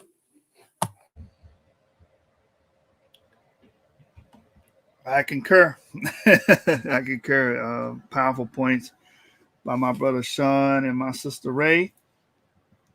We can clearly see these things still exist in the modern world. Again, one more time, shout out to the EAs out there. Let's continue reading. The number of apostates in Jewish antiquity, if we exclude Jewish Christians and Christian Jews, was never very large. Both in diaspora and in Israel, even in rabbinic times, there were always some Jews who prepared to obliterate the distinction between Jew and Gentile, and between Judaism and Hellenistic culture. Universalistic trends had always existed in Judaism, even in pre-exilic times, especially in intellectual circles. The wisdom literature of the Bible, Proverbs, Job, Ecclesiastes, completely ignores the distinctive elements of the Israelite cult, history, and theology. Freely draws on the wisdom literature of the ancient East, especially Egypt, and emphasizes the common morality and ethics applicable to all peoples. Thought of this type had an enormous influence on later Jewish thinkers, notably Philo and the rabbinic authors of the Mishnah tractate Avot, Fathers. Other universalistic trends in ancient Judaism will be discussed below, but the universalism of these apostates was different from the universalism of the wisdom school and other Jewish philosophers, because the apostates actualized their universalism and surrendered their Jewish identity. Well, that's huge. Hold on real quick. I gotta highlight that. That's definitely a highlight.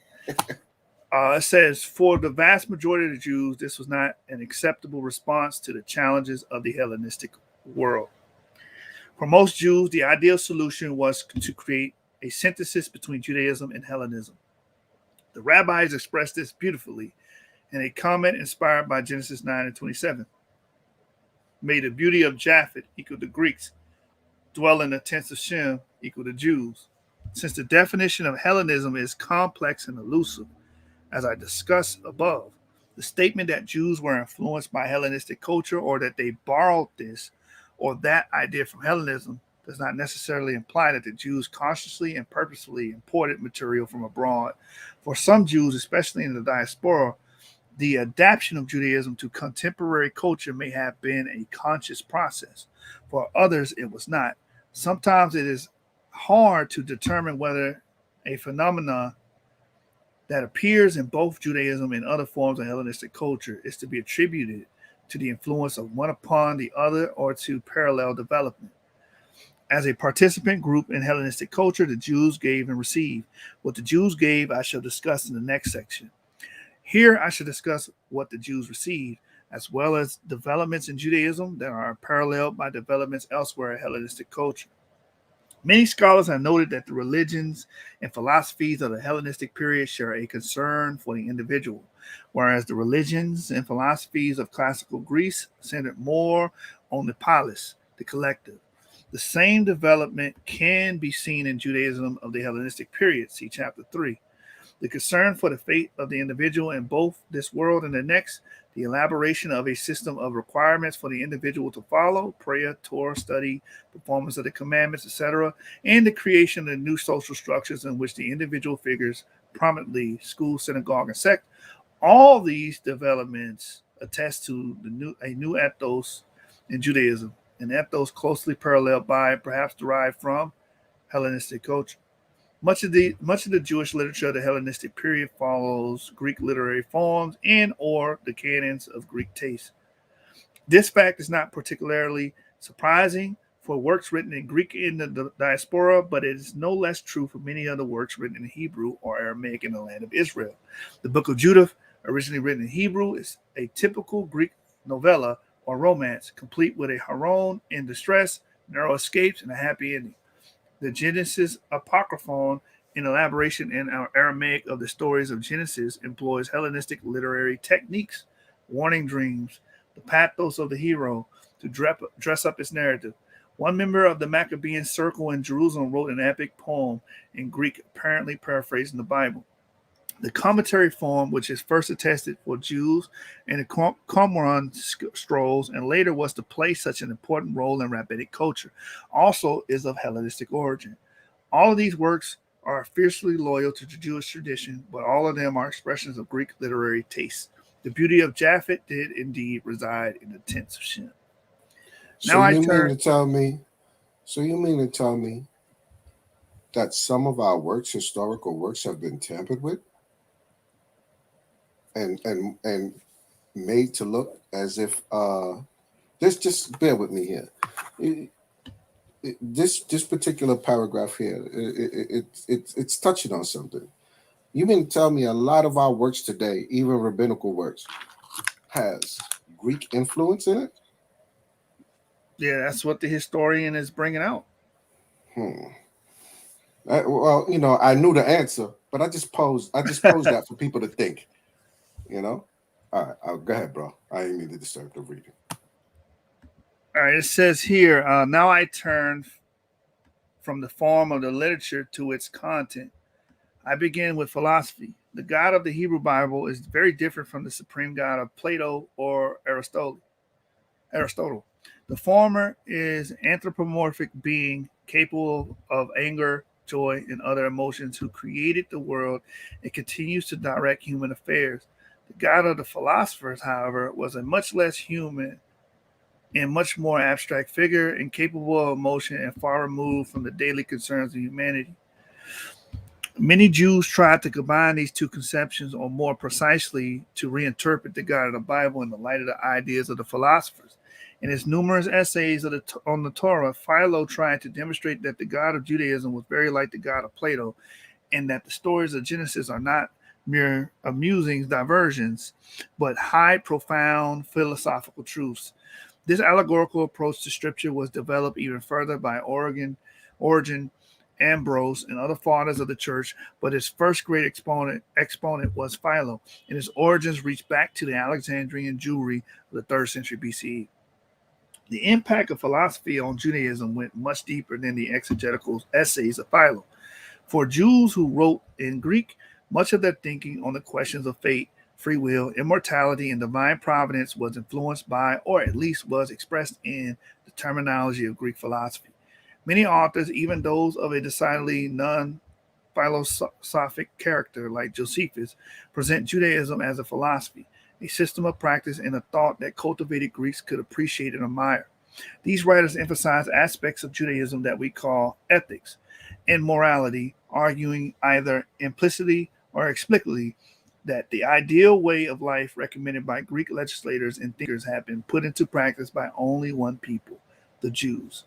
The interaction with the Hellenistic world was not limited to the realm of ideas. In the public sphere, Jewish life, not only in the diaspora, but also in the land of Israel, was radically transformed by the building of cities and by the creation of new urban elites. Adopting a page from Greek political theory, Judah the Maccabee had the people declare by acclamation that Hanukkah was to be celebrated annually in commemoration of the great victory over Epiphanes. First Maccabees. Whoa. 9. So you mean to tell me that Hanukkah wasn't given by the Most High? It wasn't given. It's not a part of the seven high holy days. It was given by the Maccabees. The Maccabees make this edict.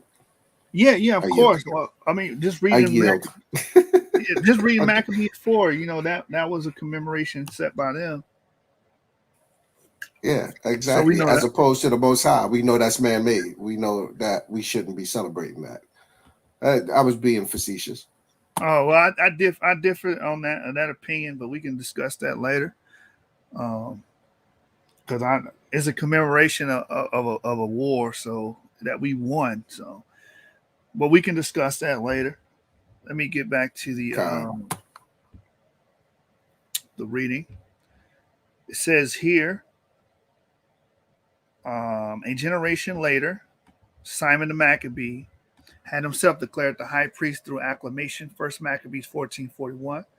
In Greek political theory, the power to declare festivals, appoint priests, and so on was vested in the people, the demos. But such an idea was completely foreign to Judaism. The Maccabees, the alleged opponents of foreign ways, adopted a Hellenistic practice of their own ends. By Roman times, an important political body of the land was known by a Greek name, Sanhedrin, or in Hebrew pronunciation, Sanhedrin. Private life, too, was enriched by Hellenistic social forms. Schools, clubs, and associations were common features in the social and civic life of Hellenistic world, including the social and civic life of the Jews. See chapter 4. The impact of the new ways is evident in some of the most basic social forms. According to the custom in force in pre-Israelic times, a custom that was almost universal in the ancient Near East, a groom buys his bride from his prospective father-in-law by tendering a bride price. Already in the 3rd century BCE, the Jews began to follow the Greek practice shared by the Romans, according to which a groom receives money or goods, a dowry from his prospective father-in-law in advance of the marriage. The shift from bride price to dowry may well be connected with other major developments, e.g., or for example, the shift from polygamy to monogamy. That may have been occasioned by the entrance of the Jews into Hellenistic society. Summary: to Hellenize or not to Hellenize was not a question the Jews of antiquity had to answer. They were given no choice. The questions that confronted them were how and how far. How would Judaism adapt itself to meet the new conditions of the age? How far could Judaism go in absorbing foreign ways and ideas before it's untrue to itself and lost its identity? These were key questions the Jews of antiquity had to answer, and they answered them in numerous and diverse ways. Some were prepared to become apostates by abandoning all those beliefs and practices that made Judaism distinctive. Others adopted an anti-Hellenistic stance, but their rhetoric cannot mask their willingness to follow Hellenistic ways as long as those ways did not threaten Judaism. Even if the majority of Jews agreed that the golden mean was best, the diversity of their responses indicates that the precise definition of this golden mean remained elusive. Next segment: social Jews and Gentiles. The Jews of both the diaspora and the land of Israel had an uneasy relationship with their environment. For the most part, they were willing to support the imperial state and to partake of the cultural bounty of the Hellenistic world, but they were unwilling to surrender to their identity. They wished to belong, but at the same time to remain distinct. Support for the state was not to be confused with the abnegation of nationalist dreams. Hellenization was not to be confused with assimilation. This tension is also evident in social relations between Jews and Gentiles. Anti-Judaism and anti-Semitism. In order to maintain their distinctiveness and identity, most Jews of the ancient world sought to separate themselves from their Gentile neighbors. In the cities of the East, they formed their own autonomous ethnic communities, each with its own officers, institutions, and regulations. Some cities, notably Alexandria and Rome, had neighborhoods inhabited mostly by Jews. These were not ghettos, but ethnic neighborhoods. Following the lead of Ezra, the Jews of the Second Temple period grew more and more intolerant of marriages with foreigners. Even Philo admired a zeal of Phinehas, who killed an Israelite chieftain for consorting publicly with a Midianite woman, Numbers 25. The Jews also buried their dead separately, thus maintaining separation from Gentiles in death as in life. They refused to participate in public ceremonies that involve worship of the gods or of the emperor. In other words, they refused to participate in practically all the communal events of Gentile society. The ancient empires tolerated this behavior. Josephus quotes a series of documents from Julius Caesar, the Emperor Augustus, and other high Roman officials protecting the Jews' right to observe their ancestral customs, including the right to observe the Sabbath and not to serve in the army. In the polyethnic Hellenistic and Roman empires, national distinctiveness and loyalty to ancestral customs was not unusual, but the Jews carried their separateness to unusual lengths. In particular, the refusal of the Jews to participate in any religious ceremony, including emperor worship, was unparalleled because the Jews alone of all the peoples of antiquity were monotheists who believed in a jealous God.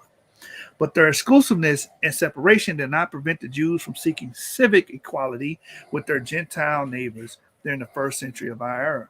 Severe disturbances broke out in Alexandria, Caesarea, and Judea, Antioch, and Syria, and several cities of Western Asia Minor, modern Turkey.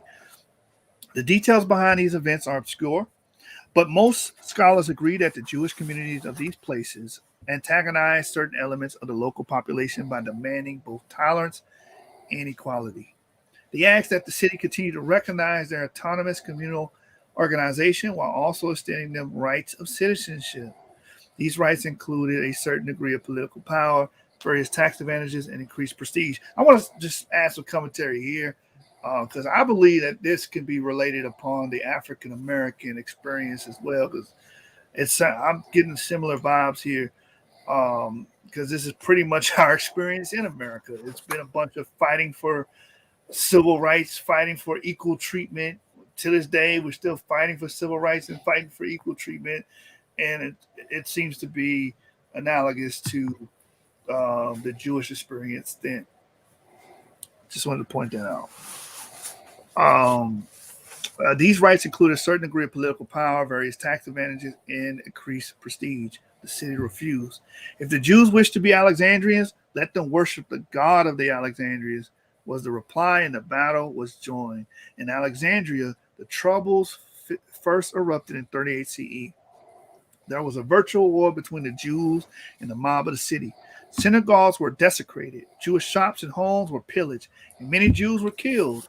The situation did not quiet down until 41 CE, when the Emperor Claudius declared that the Jews should not seek more than their due, but the tension between the Jews and Alexandrians continued to fester and broke out anew, not only in Alexandria, but also in the cities throughout Judea and Syria.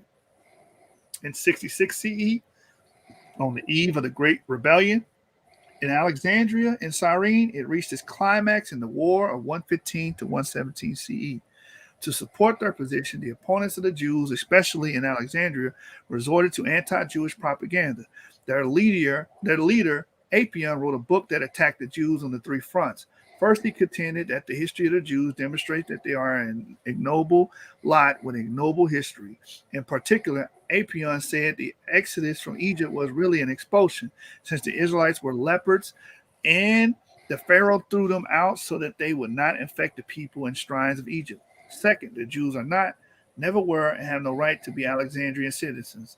Thirdly, the Jewish religion is not a religion at all, but at best an agglomeration of silly superstitions, and at worst a conspiracy aimed at Greeks and at all those who share Greek values.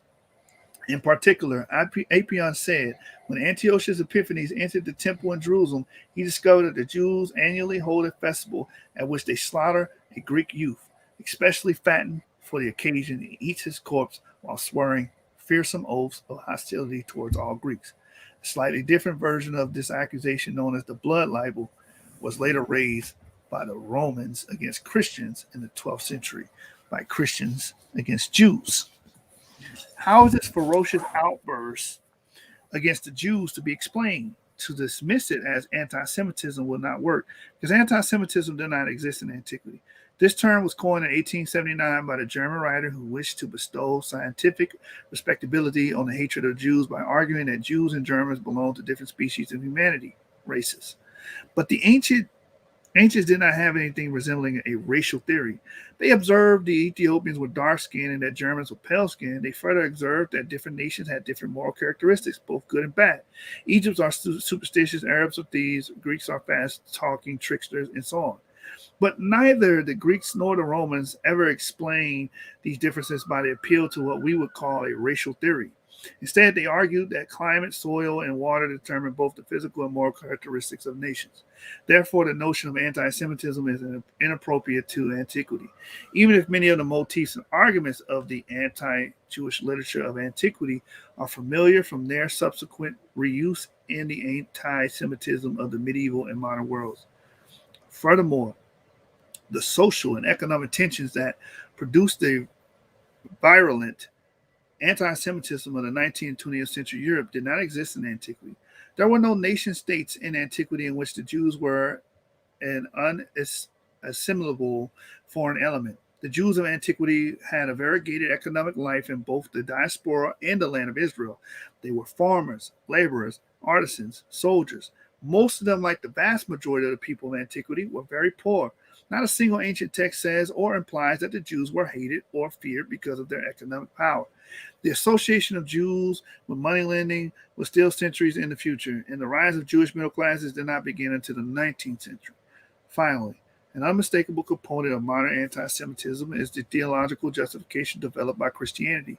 But the polytheists of antiquity had no reason to believe that the Jews were cursed by the gods or were in league with the devil when they accused the Jews of atheism. They were objecting to the fact that the Jews refused to worship the gods of the Gentiles.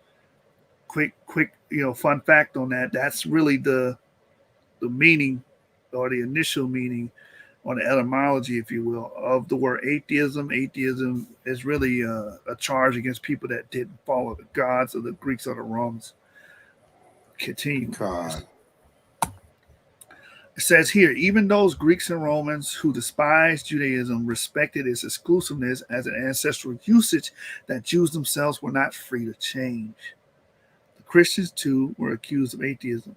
And since they could not defend their refusal by appeal to ancestral custom, they were persecuted. But when the Christians accused the Jews of being Christ killers and of denying the Trinity, they meant something much more serious. In their eyes, the Jews were cursed by God, doomed to hell, and denied salvation in the hereafter. Concepts that are foreign to the perception of Judaism by the polytheists of antiquity. In sum, anti-Semitism did not exist in antiquity, but anti-Judaism did. Anti-Judaism was the consequence of political strife between Jews and their neighbors in both Judea and diaspora. The revolt of the Maccabees against the Seleucid Empire marks the entrance of the Jews into a rough and tumble world of the politics of Hellenistic world. Before that point, most of the references to the Jews in Greek literature are favorable. In the 4th and 3rd centuries BCE, many Greeks thought that the Jews were a race of philosophers, like the Brahmins of India.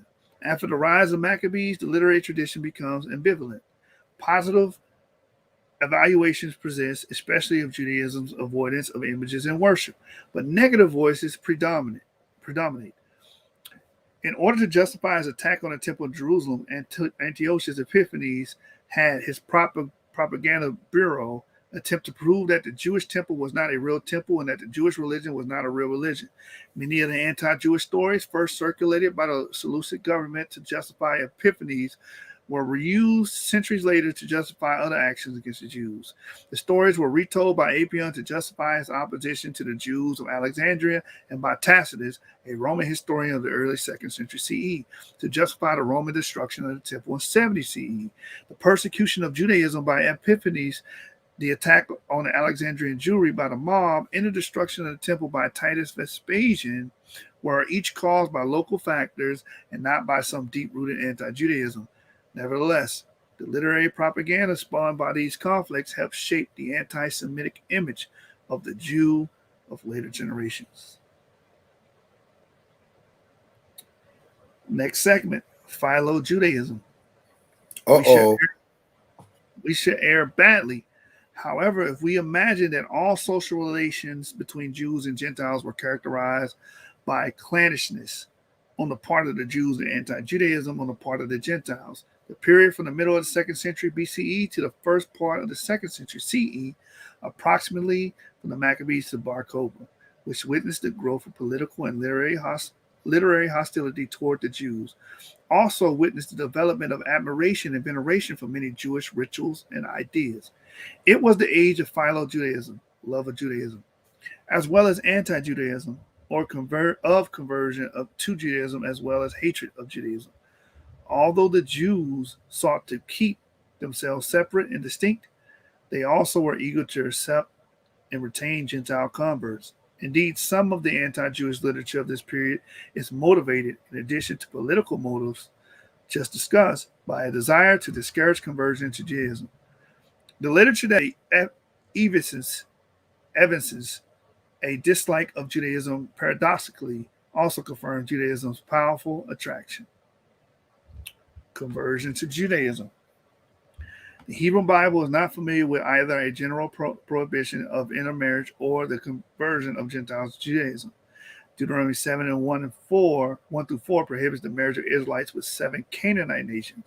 And Deuteronomy 23 and 2 and 9 prohibits the members of 4 other nations to enter the assembly of the Lord, which might be the prohibition of intermarriage. See Kings 1, 11 to 1, 2. Other nations apparently were not bound by any prohibition. In contrast with Deuteronomy, Leviticus is not familiar with any prohibition of intermarriage, even for Canaanites. Upon his return from Babylonia in 458 BCE, Ezra tried to compel the priests and nobles to Jerusalem to divorce their foreign wives, whose abominable ways resembled those of the Canaanites, Ezra 9, 1 to 2. But it's not until Maccabean period that a general prohibition is attested. The explanation for this development is not the sudden eruption of intolerance and particularism into Jewish psyche, but the new social setting of the community. In pre-exilic times, when the Israelites were a nation living on their own land with their own king, they had nothing to fear from occasional intermarriage with foreigners. The Canaanites, who still lived in substantial numbers on their land, were the sole group that was prohibited, according to Deuteronomy, because it was the sole group that posed a threat to Israelite identity. Of course, according to Judges 33, 5 through 6, many Israelites married Canaanites anyway. The primary ingredient in Israelite identity was nationality, that is, birth, natio in Latin. Even if Israelites condemned intermarriage as something improper, Judges 14:3, it was never outlawed, and the children of intermarriages were never expelled from the community. In pre-exilic times, conversions to Judaism did not yet exist because birth is immutable. And Ammonite or Aramean could no more become an Israelite in pre-exilic times than an American can become a citizen of Liechtenstein in our own. Mere residency in the land does not confer citizenship. And a social system that defines a citizen solely as a child of a citizen has no legal mechanism by which to assimilate a foreigner. Biblical law frequently refers to the resident alien, ger in Hebrew, who was grouped with the widow, orphan, and the Levite. All of these are landless and powerless, and all are potential victims of abuse. An American analogy to the ger is the Chicano farm worker. A European analogy is the Turkish laborer in Germany. The Bible nowhere states that how a ger ameliorate that status and becomes equal to the native born, because there is no legal institution by which a foreigner could be absorbed by tribal society living on his ancestral land. Resident aliens in cities of pre-Hellenistic Greece, known as metics, fared no better. Now, I slightly disagree and give pushback to what she's saying here, because the Bible actually does say that they were treated as a native-born Israelite in the book of Leviticus. So I have to give some pushback to the author on that. Reading on. The exile of 587 BCE, however, brought in its wake the destruction of the old order. The tribal structure was gone. The Jews who returned from Babylon to Judea were organized as clans, not tribes. The ritual classification was priest, Levite, and Israelite. The classification that has endured in traditional Judaism to this day. Land ownership was no longer tied to the membership in a tribe. Many Jews we know did not return at all, but remained in Babylonia. Within a few centuries, the diaspora in the East was complemented by extensive diaspora in the West. Political autonomy was lost. In this new setting, the old conception of Israelite nationhood no longer made sense. The Jews began to redefine themselves as a culture, way of life, and religion, and it was Judaism, not the religion of pre-Exilic Israel that prohibited intermarriage but permitted conversion. The translation is clearly underway by the period of Ezra and is more or less complete by the period of Maccabees. Ezra tried to expel from the Jerusalem community about 113 foreign women and the children whom they had borne to their Jewish husbands. Ezra's sin. Several texts of the Maccabean period speak of intermarriage as a capital crime. One Roman historian writing about the year 100 CE remarks that Jewish men refrained from intercourse with foreign women. Although we may be sure that many Jews, especially in diaspora, did intermarry, most Jews did not. As Philo explained, based on his remarks on Deuteronomy 7:3-4, intermarriage leads to impiety and disloyalty to God. Intermarriage was a threat to the religious community. But these centuries saw the creations of an institutionalized method of the admixture of Gentiles. Ezra was still unfamiliar with the notion of conversion, but some of his contemporaries were discussing the idea. One prophet assured the foreigners who joined themselves to the Lord to minister to him, to love the name of the Lord, and to be his servants, that they would not be excluded from the rebuilt temple, but will be gathered to God's people. Isaiah 56:6-8. Several prophets predicted that in the end days, foreigners would join in worship of the true God in Jerusalem, either as servants of the Israelites or as independent worshipers. One prophet declared that the resident aliens will join them, the Israelites, and attach themselves to the house of Jacob, Isaiah 14:1. Another even predicted that some Gentiles will become priests and Levites, Isaiah 66:21. In the Maccabean period, these visions of the end began to influence the behavior of Jews and Gentiles in the world. The Book of Judith, a romance written, or at least redacted during the 2nd century BCE, describes the conversion of an Ammonite general to Judaism. When Achior saw all the God of Israel had done to protect his people, he believed firmly in God. So he was circumcised and joined the house of Israel, remaining so to this day. Judah 14:10. Here are all the essential elements of the conversion to Judaism: belief in God, circumcision, and joining the house of Israel. I shall discuss each of these elements separately. Belief in God and denial of other gods. In the Bible, various foreigners, impressed by the might of the God of Israel, bless God or otherwise acknowledge his suzerainty.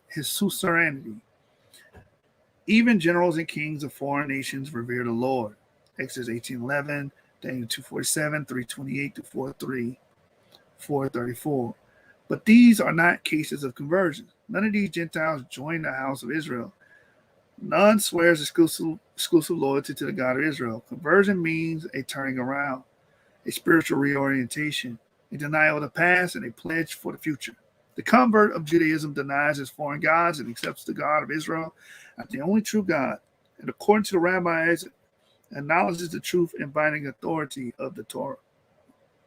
None of the biblical figures, except perhaps for Naaman in 2 Kings 5, promise exclusive loyalty to God. Rather, they polytheistically add the God of Israel to their list of gods. This is not conversion. Circumcision and baptism. The central ritual for conversion was circumcision. This practice, quite common in the ancient Near East, Jeremiah 9:24-25, figures prominently in only a few sections of the Bible, notably Genesis 17, the institution of circumcision, including the requirements that all acquired slaves must be circumcised. Genesis 34, the rape of Dinah and the massacre of Shechem. Exodus 4-24-26, the incident of Moses, Zipporah, and the angel. In Exodus 12:43-49, and Joshua 5:2-11, the celebration of Passover sacrifice. The books of Samuel regularly refers to the Philistines as having a foreskin, usually translated uncircumcised. All of these passages assign some unusual importance to circumcision, but the Bible as a whole generally ignores it and nowhere regards it as an essential mark of Israelite identity or as the sine qua non for membership in the Israelite polity. It attained this status only in the Maccabean times. Some of the extreme Hellenizers of the Maccabean period, in their zeal to remove Jewish distinctiveness, tried to hide their circumcision. 1 Maccabees 1:15. Other Jews tried to do the same in the time of Bar of the Bar Kokhba War. For the Maccabees, circumcision was such an essential component of Jewish identity that upon conquering various sections of the Holy Land, they incorporated the inhabitants into the Jewish polity, a step that meant first and foremost circumcision. The Greek version of the Book of Esther, completed about 114 BCE by a resident of Jerusalem, understands the phrase many of the peoples of the country profess to be Jews, Esther 8:17, to mean that the Gentiles were circumcised. By the end of the 1st century BCE, circumcision was widely known to the Greeks and Romans as a typically, though not exclusively, Jewish practice. For Paul, circumcision represents subjugation to the demands of the Torah, Galatians 3-5. Did any other ritual signal the entry of Gentile into the people of Israel? According to rabbinic law, transmitted in the name of authorities who lived in the 2nd century CE, a convert must also be immersed in water. In Christian terminology, be baptized. It must offer a sacrifice at the temple. Yet the same rabbinic authorities insist that the convert's inability to bring sacrifice after the destruction of the temples in 70 CE does not impair the acquired Jewishness. The convert merely incurs an obligation that will need to be satisfied in the Messianic future. According to rabbinic law, then in the Second Temple period, the ritual requirements for conversion were 3: circumcision, immersion, and sacrifice. The first of these applied only to men. The latter two applied to both men and women. The major problem raised by this rabbinic tradition is that no text from the Second Temple period knows of immersion and sacrifices as rituals of conversion. The baptism that figures so prominently in certain portions of the New Testament obviously bears some relationship to the immersion for converts, but the precise nature of the relationship has been endlessly debated by scholars. The fact that Gentile converts to Christianity were baptized is the strongest argument for the view that Gentile converts to Judaism must have been baptized already in the 1st century.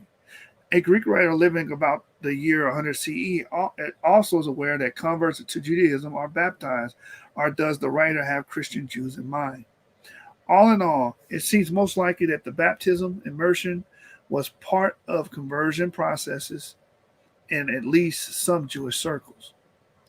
In Judea, by the 1st century of our era, it remains unclear whether the baptism was initiatory, purificatory, or some combination of the two. Not all Jews of the 1st century recognized baptism/immersion as a ritual of conversion, and we have no evidence that any Jew of the 1st century considered a sacrifice at the temple to be a culmination of the conversion ceremony.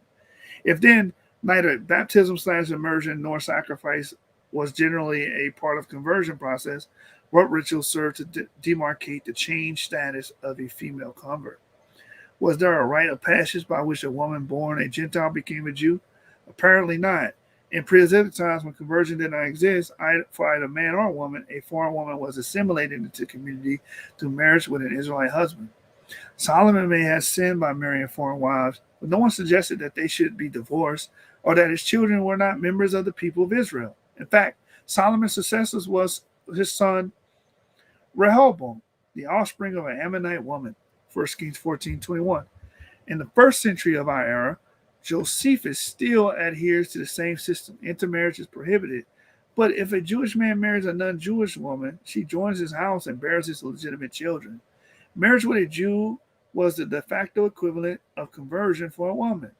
Non-marital conversion for a woman in those communities where baptism immersion was not yet practiced meant apparently the simple fact that a woman observed Jewish practices. Rabbinic texts of the 2nd and 3rd centuries are the earliest references to conversion rituals for women. Joining the house of Israel, the third element in Achior's conversion to Judaism, was his acceptance into the community. He joined the house of Israel, remaining so to this day. JDT 14:10. Acceptance by the Jewish community is essential if conversion is to be something other than a theological abstraction. But the social mechanisms that affected this acceptance in antiquity are obscure. Presumably, the convert became a member of the local community or synagogue.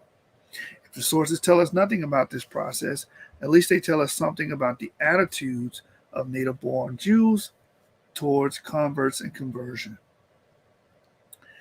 Attitudes towards converts. In the Second Temple period, There are few traces of either opposition to conversion or disdain for converts. One text from Qumran, perhaps reflecting a priestly perspective, asserts that converts will be barred from the temple to be built in Jerusalem in the Messianic future. The opponents of Herod the Great called him half-Jew because he was a descendant of the Idumeans who had joined the Judean state under the Maccabees. Does this sneer prove disdain for all converts and their descendants, or is it merely a statement of opposition to Herod? Probably the latter. The Idumeans saw themselves as Jews and participated along with the descendants of other converts in the great war against the Romans. Philo has generous praise for the converts because they abandoned their former people and way of life to join a new people and follow a new way.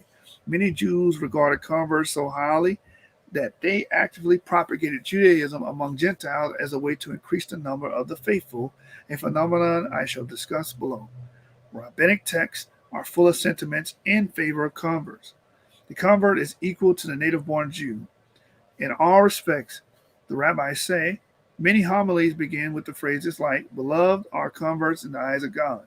However, other rabbinic texts assert that converts can never be fully equal to native-born Jews because, like Rackstraw of HMS Pinafore, they lack birth. Gentiles can convert to Judaism by accepting the God and the Torah of the Jews, but can never become fully grafted onto the stock of Israel because of their foreign extraction. One Mishnah declares that the converts in their prayers ought not to say, our God and our God of our fathers, because the Jews' God was not the God of their fathers. After all, their fathers were Gentiles. Converts ought instead say, our God and God of their fathers. I'm sorry, I got to chuckle with that. Referring to the native Jews in the congregation. This invidious law was ultimately rejected, but it reflects a deeply held view about converts. Some rabbis were not comfortable with the entire idea of conversion, pointing to the cases of recidivism or irreligiosity. In the Middle Ages, this negative attitude came to prevail. In ancient times, however, the rabbinic views were much more balanced, with the positive comments outnumbering the negative. A Gentile who fully and faithfully converted to Judaism encountered only minimal disabilities in rabbinic law and society. God-fearers. Conversion to Judaism entails three elements: belief in one God and denial of pagan gods, circumcision for men and immersion, baptism for both men and women, and integration into Jewish community. Many Gentiles, both men and women, were converted to Judaism during the last centuries BCE and the first 2 centuries CE. Even more numerous, however, were those Gentiles who accepted certain aspects of Judaism, but did not convert to it. In polytheistic fashion, they added the God of Israel to their pantheon and did not deny the pagan gods. Throughout the Roman Empire, various practices of Judaism found favor with large segments of the populace. In the city of Rome, many Gentiles observed the Sabbath, the fast, and the food laws. In Asia Minor, many Gentiles attended synagogue on the Sabbath.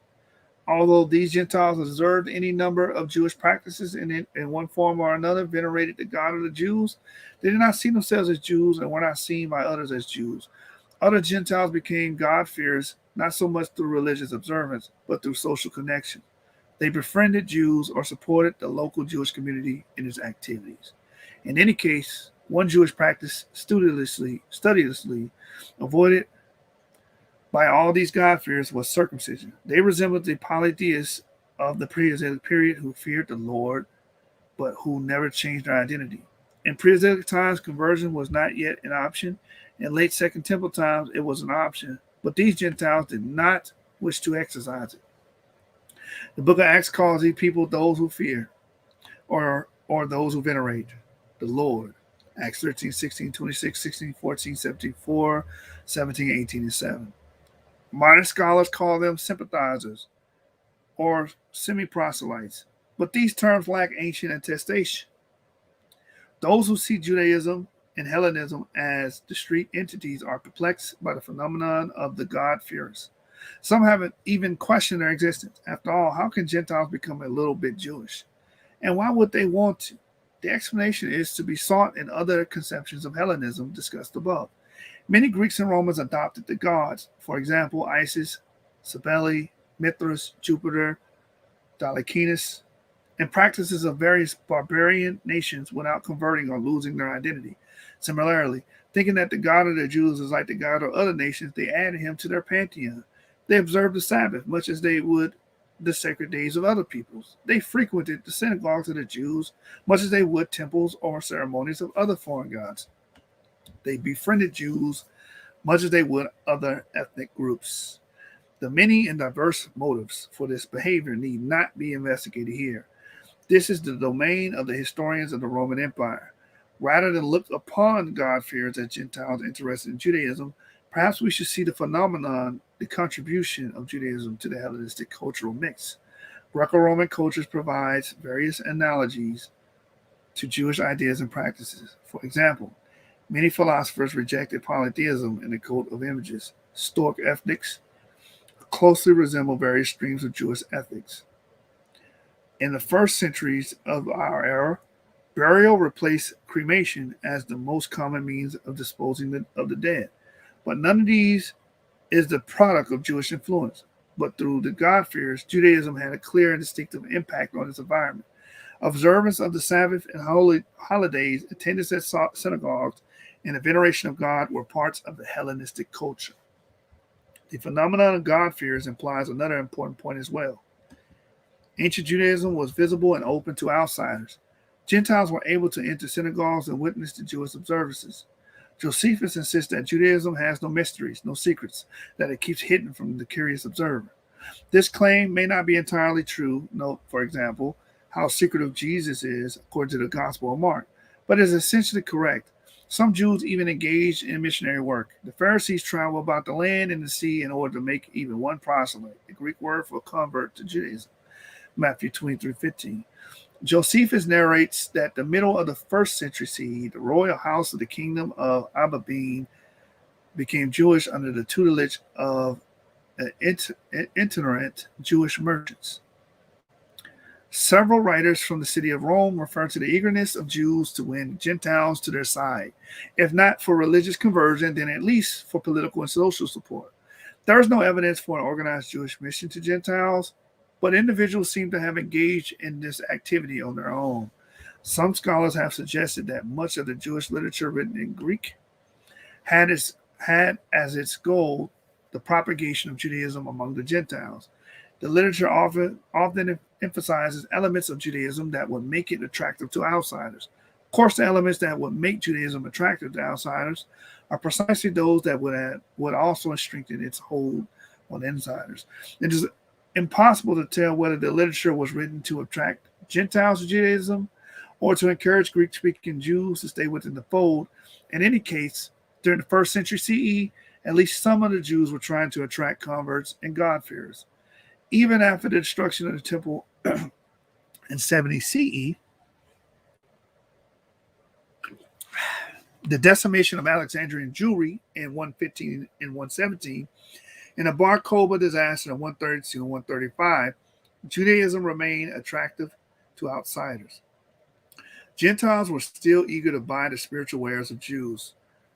Perhaps because of the growth of Christianity, Greek philosophers began to treat Judaism seriously as philosophical systems, and some of them liked what they found. What is Plato, if not Moses, speaking Attic Greek? Was a remarkable observation of Neoplatonists. Judaism contributed its God and its angels to the religious syncretism of the 2nd to 5th centuries. But Greeks were not the only God-fearers. During these centuries, many Christians, generally called Judaizers by modern scholarship, were drawn to Jewish practices. For some of these Christians, Judaism was attractive because of Christianity. Through Christianity, they learned the Hebrew scriptures and became familiar with Jewish observances. Many Christian groups, for example, insisted that Easter must coincide with the Jewish Passover and that it be celebrated with rites similar to those of the Jewish Passover. Other Christians, however, were really pagan God-fearers in the sky. Oh man, that's a fact right there, man. That's a bomb right there. In Antioch, in the late 4th century, John Chrysostom was shocked that many Christians were doing what pagan God-fearers had been doing in other parts of the empire 3 centuries previously. They were attending synagogues and observing Jewish festivals. They were attending synagogues and observing Jewish festivals. There goes your early Christian crowd right there. In addition to these God-fears of various sorts, converts likewise testified to the fact that Judaism power of attraction had not dimmed. Rabbinic literature mentions a dozen or so converts in Judea and many more than that in Babylonia. Christian and pagan writers mention several others. Epitaphs and inscriptions mention yet more. Hadrian's edict against circumcision, one of the causes or consequences of the Bar Kokhba War, was rescinded by the following emperor, but only for native Jews. It was now a violation of a law for Gentiles to be circumcised. At the end of the 2nd century, the Roman emperor outlawed conversion altogether, a prohibition that would be repeated by the Christian emperors of the 4th century and later. This legislative activity implies that conversions were continuing. Perhaps fewer Gentiles than before were converting to Judaism or becoming God-fearers, but Judaism clearly had not lost its allure. What did change after 70 CE was the Jews, or at least the rabbis, were no longer as eager to sell their spiritual wares to the Gentiles. The motives of the mission to the Gentiles are obscure, but whatever they may have been, whether to hasten the messianic deliverance, to save souls, to garner political support, the rabbis were not interested. They were not active messianists. In their eyes, the souls of Gentiles did not need to be saved because all righteous Gentiles who observe certain basic norms, what we would call religion and ethics, were guaranteed a share in the world to come. Perhaps, and this is the common explanation, the rabbis saw the growing power of Christianity and decided not to try to compete with it. Outside of rabbinic circles, perhaps some Jews still actively tried to interest Gentiles, especially Christians, in Judaism, but the evidence for such activity is minimal. Conclusion. Throughout the Second Temple and the rabbinic periods, the Jews stood in an uneasy relationship with their environment. They learned early on to live under the political dominion of Gentile powers and to find a theological justification for this fact, but they always dreamed of their own kingdom.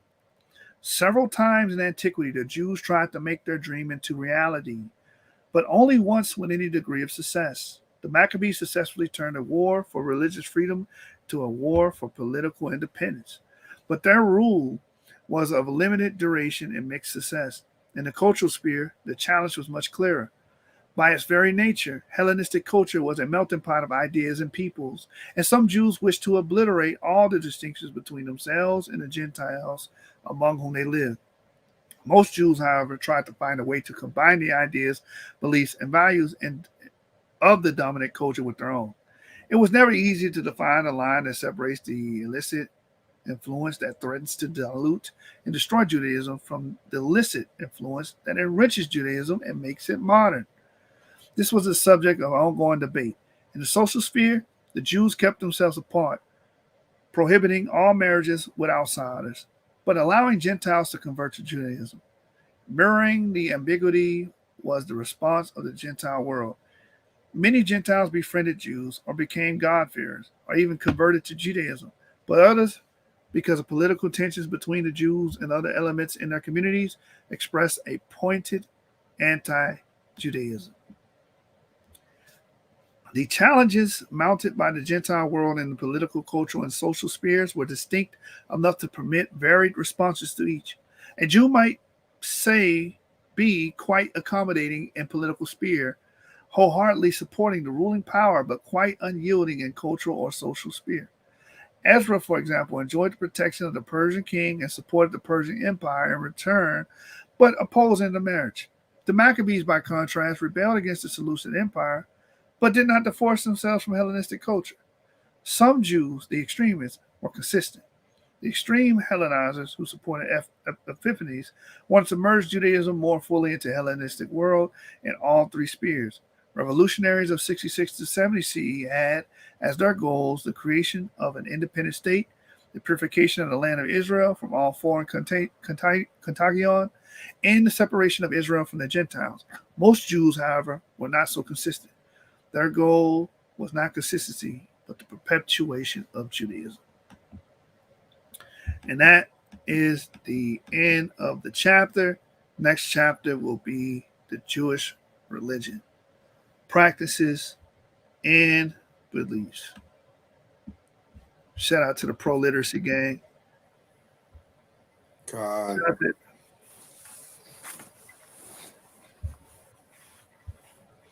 Share the link, share the video, subscribe, and hit that like button, family. Support literacy because we read here. And we Yeah. yeah. I'd like to add something to the commentary real quick. Go right ahead. Do y'all mind? Go right Okay. ahead. So concerning why some Jews was very concerned with foreigners amidst, among them during the intertestamental period. I'm gonna read an excerpt real quick. All right, it's short. I know we've been reading all night, but this comes from Josephus, book 11, chapter 8. And the title of this chapter is Concerning Sanballat and Manasseh and the temple which they built on Mount Gerizim, as also how Alexander made his entry into the city of Jerusalem and what benefits he bestowed on the Jews. This is from the Antiquities of the Jews in Josephus. One of the problems they had, I'm going to read this real quick and then, I'm going to make a little commentary on it. So this is book 11, chapter 8, verse 6. So when Alexander had thus settled matters at Jerusalem, we're talking about Alexander the Great. All right, this is around 340 BCE. Jerusalem, he led his army into the neighboring cities. And when all of the inhabitants to whom he came received him with great kindness, the Samaritans who had then, well, before I go forward, the Samaritans, everybody knows this is the northern kingdom. These Samaritans belong to 4 different groups of people who was put into the land in 2 Kings chapter 17, verse 24. And so these are people who converted, who were converted to, well, in the book that we're reading, they call it Judaism, but converted to being Israelites at the time. Let me start the reading over. So when Alexander had thus settled matters at Jerusalem, he led his army into the neighboring cities. And when all of the inhabitants to whom he came received him with great kindness, the Samaritans who had then Shechem, which is a part of the city, or a metropolis, a city situated at Mount Gerizim, and inhabited the apostate of the Jewish nation. So they had built another temple. These Samaritans had built another temple in the northern kingdom. It's called Mount Gerizim. Seeing that Alexander had so greatly honored the Jews, determined to profess themselves Jews. For such is the disposition of the Samaritan Jews, the Samaritans. As we Jews are in adversity, they deny that they are kin to them. And then they confess the truth, saying that they're, when the Jews are going through trials and tribulations, they separate themselves from them and they say that they're not Jews. But when they perceive that some good fortune has befallen them, they immediately pretend to have communion with them, saying that they belong to them and derive their genealogy from the posterity of Joseph, Ephraim, and Manasseh. I'm gonna leave it there. This is part of the study that I'm gonna do, all the presentation that I'm gonna do in the future. So we're starting to get the picture during this intertestamental time why there were certain Jews who was very, very leery about people who were converts that came into the congregation, because they were very deceitful. I'll leave it at that. Good points. Good points. Can't wait to see that presentation, and hopefully you bless the channel with it, brother. Yeah, I'm gonna do it with you. It's gonna be at least probably about 3 or 4 series long, because it's gonna run from 900 BCE, even before that, probably about 1200 BCE, all the way into the intertestamental period, which is the meaty part of the presentation, down into the time of Christ. All right. So the people got that to look forward to. My brother Sean gonna bring a 4-part series for you guys. So that should be exciting. Before we get out of here and we close out with our musical selection, I forgot to do this last time, and I'm not gonna forget to do this now. We're protected under Section 107 of the Copyright Act, which provides a statutory framework for determining whether something is fair use and identifies certain types of use. So it's commentary. Let me get this off the screen real quick. Such as criticism, commentary, news reporting, teaching, scholarship, and research. I think we do a little bit of all that. We give our critiques here and there, commentary. We do this for teaching purposes and scholarship and research purposes. So we're protected under fair use in reading the sister's book. So wanted to let that be noted. Also, we are pro-literate, and I just want to, bring this message out. Education is the great equalizer of our time. It gives hope to the hopeless and creates chances for those without. Does anybody have any last words before we close? Elkaim, Ru.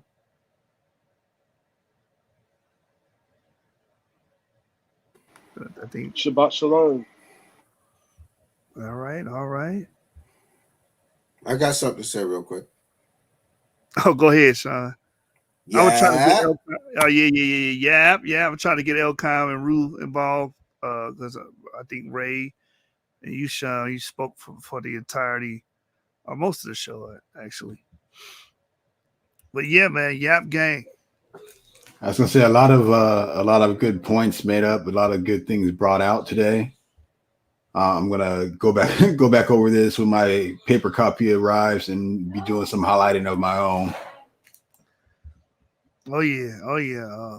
Might want to keep some of those Christian comments and then on the back burner, just in case you want to smack up Kevin G them. And what's the other guy named? Berean. My favorite line was towards the end when it said these Christians were nothing more but pagans in disguise. That was my favorite. Wow. God. Oh man.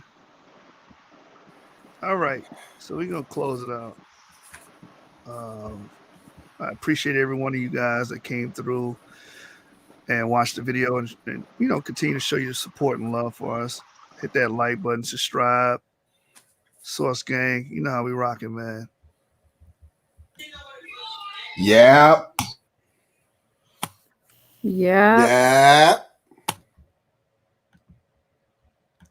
All right. To fit in, so I had to find my own. I decided that music was going to be my life a long time ago. I don't have a plan B. It feels great to have a second chance to do this music video. Failure isn't an option. My art is my voice, and my voice is on the line.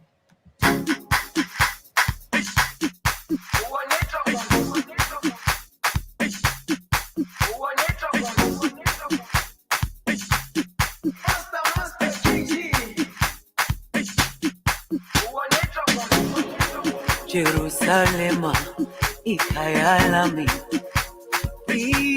ilondoloze uhambe nami zungangishilana Jerusalema ikhaya lami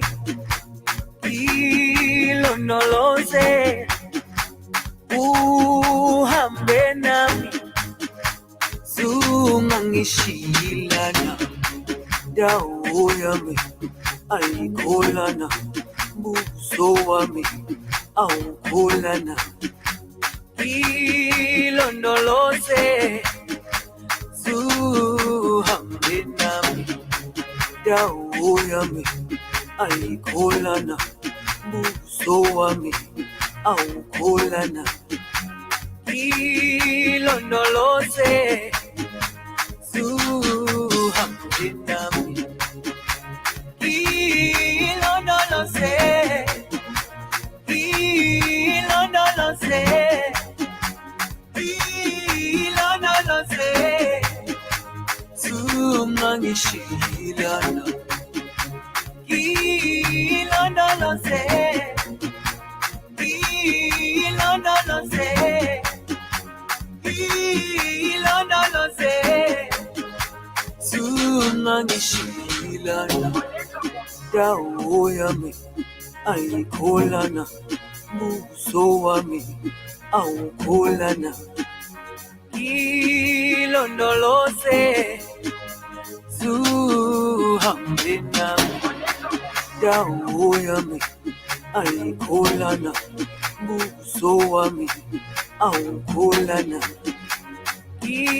Ilondoloze, zuhambe nami.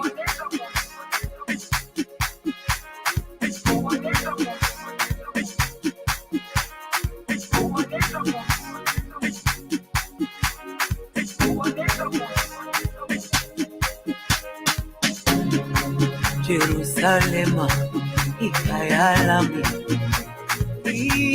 ilondoloze, uhambe nami, zungangishilana.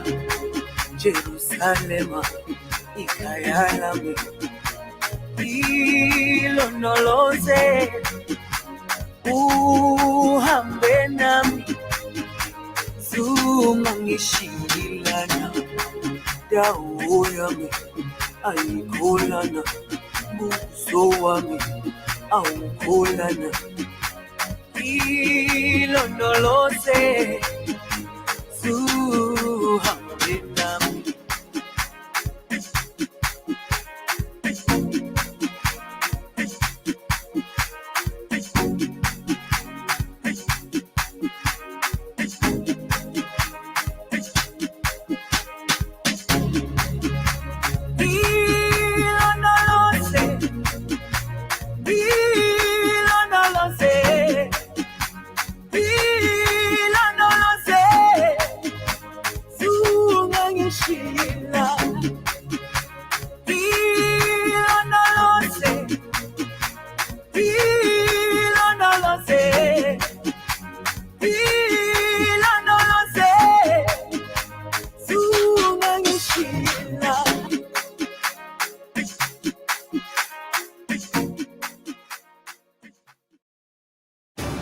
James Bond, License to Kill, History of Violence.